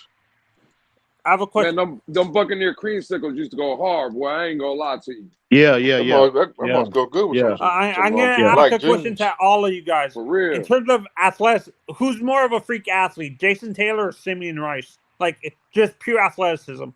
You saw them Jason both Taylor. play. Well, Simeon Rice for me would be more athletic. Well, I mean Jason Taylor was athletic too. Don't cap. hmm I ain't gonna hold you. But just Simeon, in my opinion, was more defined, more put together. He just looked hmm more of a menacing presence on the field than Jason Taylor. Jason Taylor to me was more long, slinky, had hmm one of the quickest release off the ball that I had ever seen. I'll give that to Jason. But I think just body size and the way they were structured, it was just two different players for me. So the presence wise, if we're talking about freak athletes, I would tend to lean more to Simeon Rice than Jason Taylor. But that's just my Oh, opinion. I have a Yeah, I better agree one. with that. I agree with that. How about Simeon versus the guy in Tennessee, Javon Curse? Oh no, Curse. Well, no, Curse was a No, monster. Curse. Yeah. no. There's a reason why they called him the freak. The The freak. super freak. Nah, John Curse was, and again, He was a beast. injuries derailed his career, but Javon Right. Curse was an Oh, he was a absolute dog. bro. I'm not He was gonna a be dog. biased. I'm not gonna be biased here, but I'm gonna take Taylor over Simeon Rice athletically. Especially Really, that man. 2006 season when he just did so many things on a losing team. Defensive player of the year. Defensive player of the year. Hey, God I coach. mean damn. that you know what though, to be honest with you though, and here's why I'm gonna give him his flowers a little bit. And again, I love Jason Taylor, but that 2006 season, that is one of, if you look at like statistically, that's one of the best seasons a linebacker. And again, keep in mind, for him to have 18 sacks that year, 18 and a half sacks, right? Yep. So he had like 88 tackles that year. He had 6 INTs One as ran an back for a edge touchdown. player. And how many As an edge touchdowns? player. How many touchdowns did he have I as know. INTs? As Yeah. an edge player. I mean, that is some insane production he gave us that year. And well, and Number that might have 7, got him that first ballot nod, number though. 7 all time in sacks. And like they always say, the NFL loves sack numbers. Absolutely, man. hmm And he's number 7 all time. I think that season right there got him that first ballot nod, I though. totally agree. He was just so good. And the beautiful thing was his first year when he came on the scene, He got off the hard start and he struggled. But from 99 on, he was a monster, bro. Mm-hmm. Struggle monster. 96? Yeah. When he hit Jim Kelly, No, he came in 97. Thomas came in 96. Mm-hmm. 96. Yeah. That guy. And he was I don't know why. I don't know why the pick. Dolphins won't bring Zach. They hadn't brought Zach in over the years to help with their linebacker. It ain't like they you know. I mean, they've been struggling at linebacker since he left. I remember, Wonder why they hadn't. Well, how come he hadn't taken a bigger role in? I remember he did an interview George Porter? many years ago with Joe Rose, and Joe Rose asked him, "Why don't you be around the facility and be around the guys again? Everybody would love to see you." And he said, "Nah, I left it all on the field." I think what hurt him, let's be honest, the way Parcells treated him, bro. Parcells treated him like shit. He did. He really did. And Taylor too. We called him a ballerina. Remember? Yeah. When he was in Dancing with the Stars. Well, Parcells. He about, and most coaches are like that for the most part. But they wasn't Parcells guys. You know what I mean? Exactly. You don't ever hear him treating his guys like that. But Parcells was just really, really territorial with his players, bro. Guys that he drafted, guys that he coached, he developed, developed in the Stars or whatnot. And he just, everybody else's players, it was a big fuck you to him, basically. You know what I mean? McGinnis, So Chris Slade, Ted Johnson, those were his guys. Yeah. Willie McGinnis, Lawyer Malloy, Ty Law, Lawrence Taylor, Keyshawn John. Look how he loved Keyshawn. Hell yeah, Pepper Johnson. Yep. DeMarcus Ware. Yep. Drew Bledsoe. Bledsoe. Scott Zodiac. And of course, Curtis Martin. Lawrence Taylor. Pepper John. I mean, the list goes. Parcells, man, I think I think in a lot of that is to his doing because of his, he from what I hear, I mean, we all heard them stories about he is very difficult to get along with. But I think Parcells' greatness in terms of his impact on the league in general, I think has been somewhat forgotten, especially totally recently. agree. Because you know what I mean? And it's unfortunate. You know why? He never really, he had Romo for half a year, and he had what's his face? Keyshawn Johnson. Drew Bledsoe. Mm-hmm. But back then, Drew didn't get the respect he deserved, bro. Mm-hmm.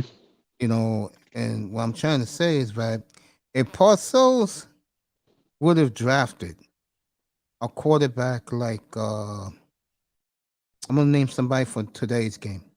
If he would have drafted somebody like Aaron Rodgers, they would love him forever, bro. He never did that. I know y'all boys see Jalen Phillips on TV. I saw him the night when Jack Thomas was inducted to the Hall of Fame. He was standing up in that $10,000 suit, looking good. Yeah. Jalen Phillips gonna be a monster too. Bro. I can't wait. I said that earlier before you came I in. can't wait to see him and Chubb as a tandem. And something real quick, as far as 2023 is concerned, I hope they find a way to keep Agba too. Because I mean, the fan base has already forgot. The man was battling a back injury in training camp, tore his triceps in the regular season. We all know that. But how quickly these fans forget how productive this man has been for us, in the last 3 years. I mean, bro, I tell you, they are so easily, so easily to forget. Yep. There you go, Mr. Miami. But at one, Ian gave you a boy. But if he comes back healthy, when he comes back healthy, you got a trio of edge players with Agba, Chubb, as well as Jalen Phillips, man. Name me a trio of edge players in the league that one team has, on maybe with the exception of Philly, that has a better trio than that. There's three things in the NFL. You need a franchise quarterback. You'll never have enough of pass rushers. And you never have enough of shutdown corners.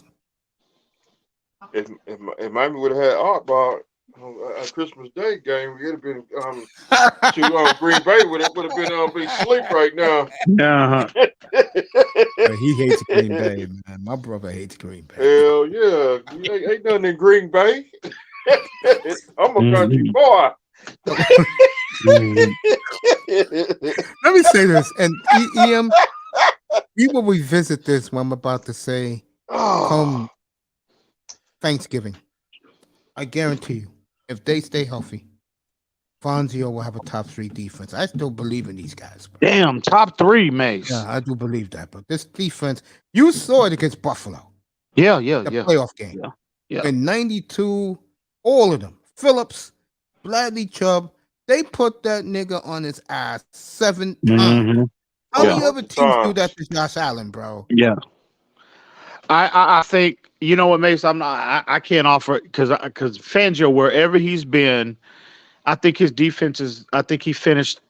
I mean, they've finished no less than top 10 in the last 10 years of his coaching career. Look at Or Denver. 10, and I mean, I think the foundation is already in place. I think he sees that, he acknowledges that, and they just need a few tweaks here and there on that back end. They get more consistent on that back end, and then they get that middle. And again, I've said that even on the Brian Flores, this defense is like a Teddy Bruschi type linebacker from being like at the top of the league, bro, consistently at the top of the league. Zach Thomas, you know, my boy. Bobby, what's my guy in Seattle? Now he's with the Rams. Bobby Wagner. Bobby Wagner, younger version. Wags. Yeah. Also, the guy who me and you wanted in 2021. Nothing against the receiver, bro, but look at Micah Parsons. Oh yeah, Imagine him in the absolutely, middle of our absolutely, defense, bro. absolutely. Jesus, bro. Yeah, be ridiculous. Be ridiculous. Because I believe in playing defense. The Jets had it before Bryce Hall got hurt. Defense, a great defense, and a power running game. That was the Dolphins' MO when they won 2 Super Bowls, bro. Mm-hmm. These Dolphin guys seem well, they're too young, but they don't realize, bro. If you go back to your roots, good things will happen to you. We old as a franchise. I think this year, with McDaniel giving Fangio the entire defense, he's not even gonna say nothing to Fangio. He's gonna let him do his shit. We're gonna see what the 49ers are doing right now. We just don't have the running back. They got Christian McCaffrey. We don't got anybody. Hey, Coach. Yes, sir. You know, Zach Thomas played with the Dolphins in '96 through 2007. Yeah, and then this in 2008, he played with the Dallas Cowboys. Okay, there you go. I know it was I remember that- Parcells I who got remember- rid of him. I remember that free agency, and he did, in 2009 he went to Kansas City. Yep, that's when he retired. Then he retired in 2010. There you go. I remember how Parcells treated him, man. He cried too. Who, When Zach Thomas? Yeah, when the Dolphins did him dirty like that, yeah, man. Well, I think sometimes because these executives, they're cutthroats, bro. I think what has gotten lost is how much Zach Thomas meant to our franchise, bro. I think that has gotten lost. That's what I'm saying. I don't know why the Dolphins won't embrace him like, past greats, Marinos, Bob Reed, and I get it's the quarterback position. I understand that, but even like with Jason, he don't get the respect that he's like, to me, they're treating him like they do Richmond Webb. As dominant of a player, if you look at Richmond Webb's career, right, how dominant a left tackle he was. And again, I don't understand it, bro. I mean, they just don't get the respect nationally, and they don't even get they don't get the respect locally because the Dolphins, for some reason, them two players, they don't get behind them like they do others. Let me ask you this question about Richmond Webb. I wish Ball Game was up here for this. What was the BS that happened with him that gave him a bad name? Because I was told that 3 years ago. I don't even know what you're talking about, Mace. Yeah, there was some rumor that he was there. He wasn't part of it, but he was there with drug bust gone wrong. Matter of fact, let me Google that shit. Miami, Google that. Drug bust. Google Whisper Web with drug rumors. Go ahead, whisper that. I mean, Google that, Miami. That's what I heard. I don't know if it's true. But the one thing I do say, as great of a player he was, no way the Dolphins should shunt him with what he's done for the organization. I'll tell you the guy they love, though. God damn, do they love Sam Madison or what, bro? Oh yeah. Do they love OJ McDuffie or what? I know, and bro, I mean, bro, again, I don't understand why. And Zach is as accomplished at his position as anybody, and that's ever played at played with the Dolphins, and maybe with the exception of Marino, and they just don't the level of support. Richmond Webb too included. And I shout don't out know. to my boy who I spoke to many times on QAM after Dolphin games on Sunday nights. Shout out to my boy Troy Stratford. That's another one they treat well. Yeah, Hey, yeah. Coach. Troy, yep. Hey, Yeah, go ahead, Coach, man. ain't no news on no Okay. Richmond Red. All right. That's good. Then why the hell is he not in Canton? And now, if you didn't hear the latest, bro, I told this to Manzano and Miami the other day. Now they're going to get behind to push Kuchenberg, Jake Scott, and Dick Anderson in the Hall of Fame. Well, which I don't blame them, but you throw in Richmond Webb too. I will agree with that. Yeah, and I'll tell you who else was a great Dolphin. No one talks about, bro. Why ain't Tim Ruddy getting considered? He did damn good work for us for a decade. Jeff Cross. Oh, my boy right there, Jeff Cross. Jeff Cross. Stephen Bird. That was another good quarterback. Yeah, hey, Mace. Hey, this game about to start. I got to get my mind I'm ready right. to get out of here, and I'm ready to get out. Always I'll be back, respect to you, bro. I'll be back up here after the game, bro. I want I'm Azriel to stick gonna around. get this game too. I'm depending on what I got going. I might come through. I might come through later on tonight. No problem. I thank all Lou, of you. All right, mate. you know what it is. You know I appreciate you. All right, Coach, Sherman, I'm out, salute to you, man. bro. Love you Mr. guys. Miami, everybody. salute Coming to the on, panel. All right, y'all boys. All right. Peace, everybody. You guys enjoy the game. Azriel's here. I want to talk to him now. Now that Dolphin talk is over, and I love the talk. You guys were awesome. Hey, Azriel, you there, bro? Let's see if Azriel's still there. He went somewhere. I wanted to talk to him real quick. Tony, you made your points today, bro. Good for you. Damn, everybody's on mute for me and Mr. Miami. Yo, Azriel, you there, bro? I'm still here. Oh, Azriel, not you. If Richmond Webb, if that was a drug bust, that'd have been on the news. It'd have been on. They'd been in Miami Herald. I forgot who told me, but someone told me that shit. Real talk. Someone told me that, bro. I did like this because Google will tell you Google will tell you ain't no news on Richmond Rail. That'd been on CNN, and also it would have been on CNN because they get the news for everybody. You gotta hear that jingle. Because they said about him, the word about him was he was at the wrong place at the wrong time, and that the Dolphins always held it against him. That's why I was told.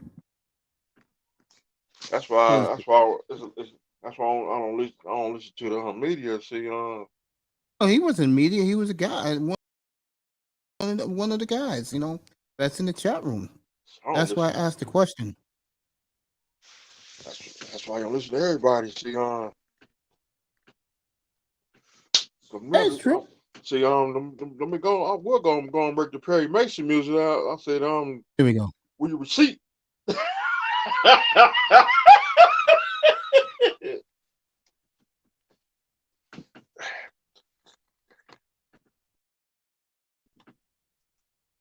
It's like my brother be trying to borrow $20 from me. I said I always play that Perry Mason music.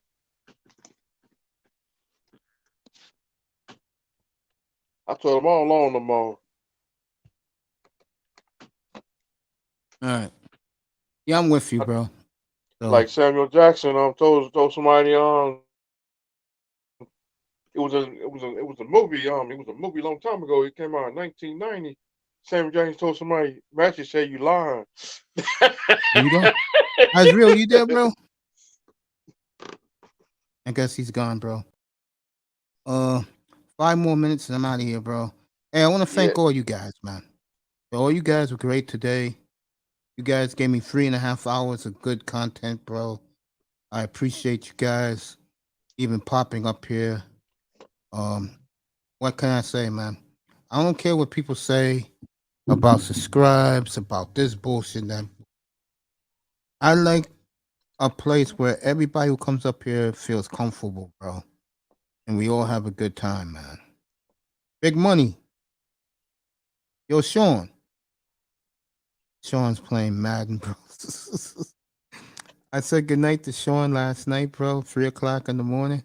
You know what Sean tells me? What's that? I'm playing Madden. What's Dude, up, Nicer? What's up, Sister Nicer? Asriel, you there, bro? No, I'll catch Asriel next time, bro. But I wanted to talk to him about the Steelers real quick. So go watch the Super Bowl, family. Time to eat. Oh, you eating all that barbecue you made? I gotta say something for this week. You crazy, man. See, I want to thank Nicer, the beautiful Brownie Ellie, Jordan Hyman. CB was awesome up here. She says, what's up to me? Yeah, we love you, girl. 305, hello to him. I love you, Sister Nicer. There you go. Had a great room today, too. Said what's up to CB. Thank you to him. Who else? It's Akuma. Z, good luck to him tonight. Iceman, good luck to him. Melina was terrific. He might be a blowout tonight. Iverson. If it is, I'll come back up here. The beautiful Kareem popped up for a few minutes. Iman Perry. Whoever this did something, I'll say what's up. Darkness.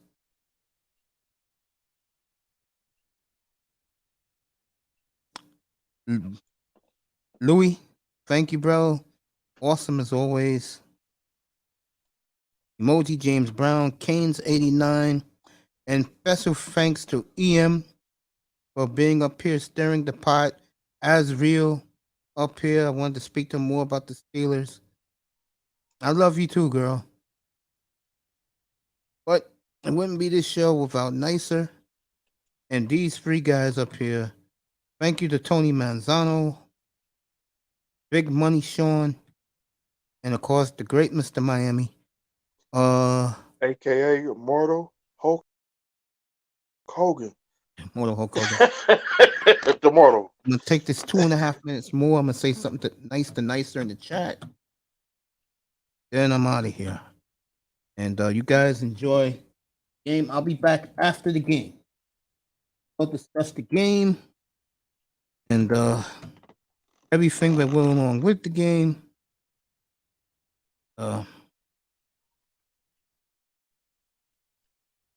Just want to say you guys were phenomenal, man. What a panel. Loved it. You guys were awesome. Fun panel. That's the way you like it. Tony Manzano causing issues again as always. If Melena was up here, if Melena was up right now, it would have been on him like a mosquito. There you go. And that clock rundown. People in the clouds, thank you for popping in. Enjoy the game tonight. Brownie Ellie, thank you, gorgeous. She popped in. Wish me a happy Super Bowl Sunday. I said the same to her. And we'll be out of here in a minute and a half. I'm about to go. Nicer going with the Eagles tonight. I'm going with the Eagles too. I'm going with the Eagles. Manzano, you there, bro? Sorry, Raven. I'm not jumping on Eagles bandwagon. I'm going with the Eagles. I love my Dolphins. The day I die. Can't do it.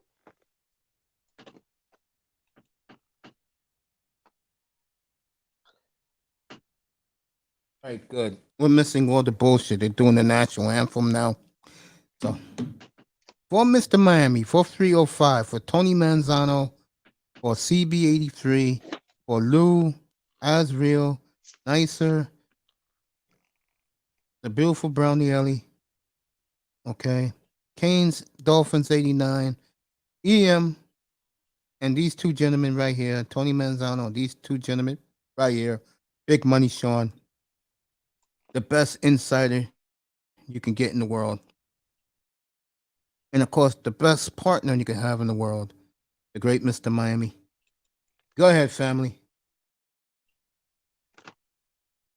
Like a chopping screw version.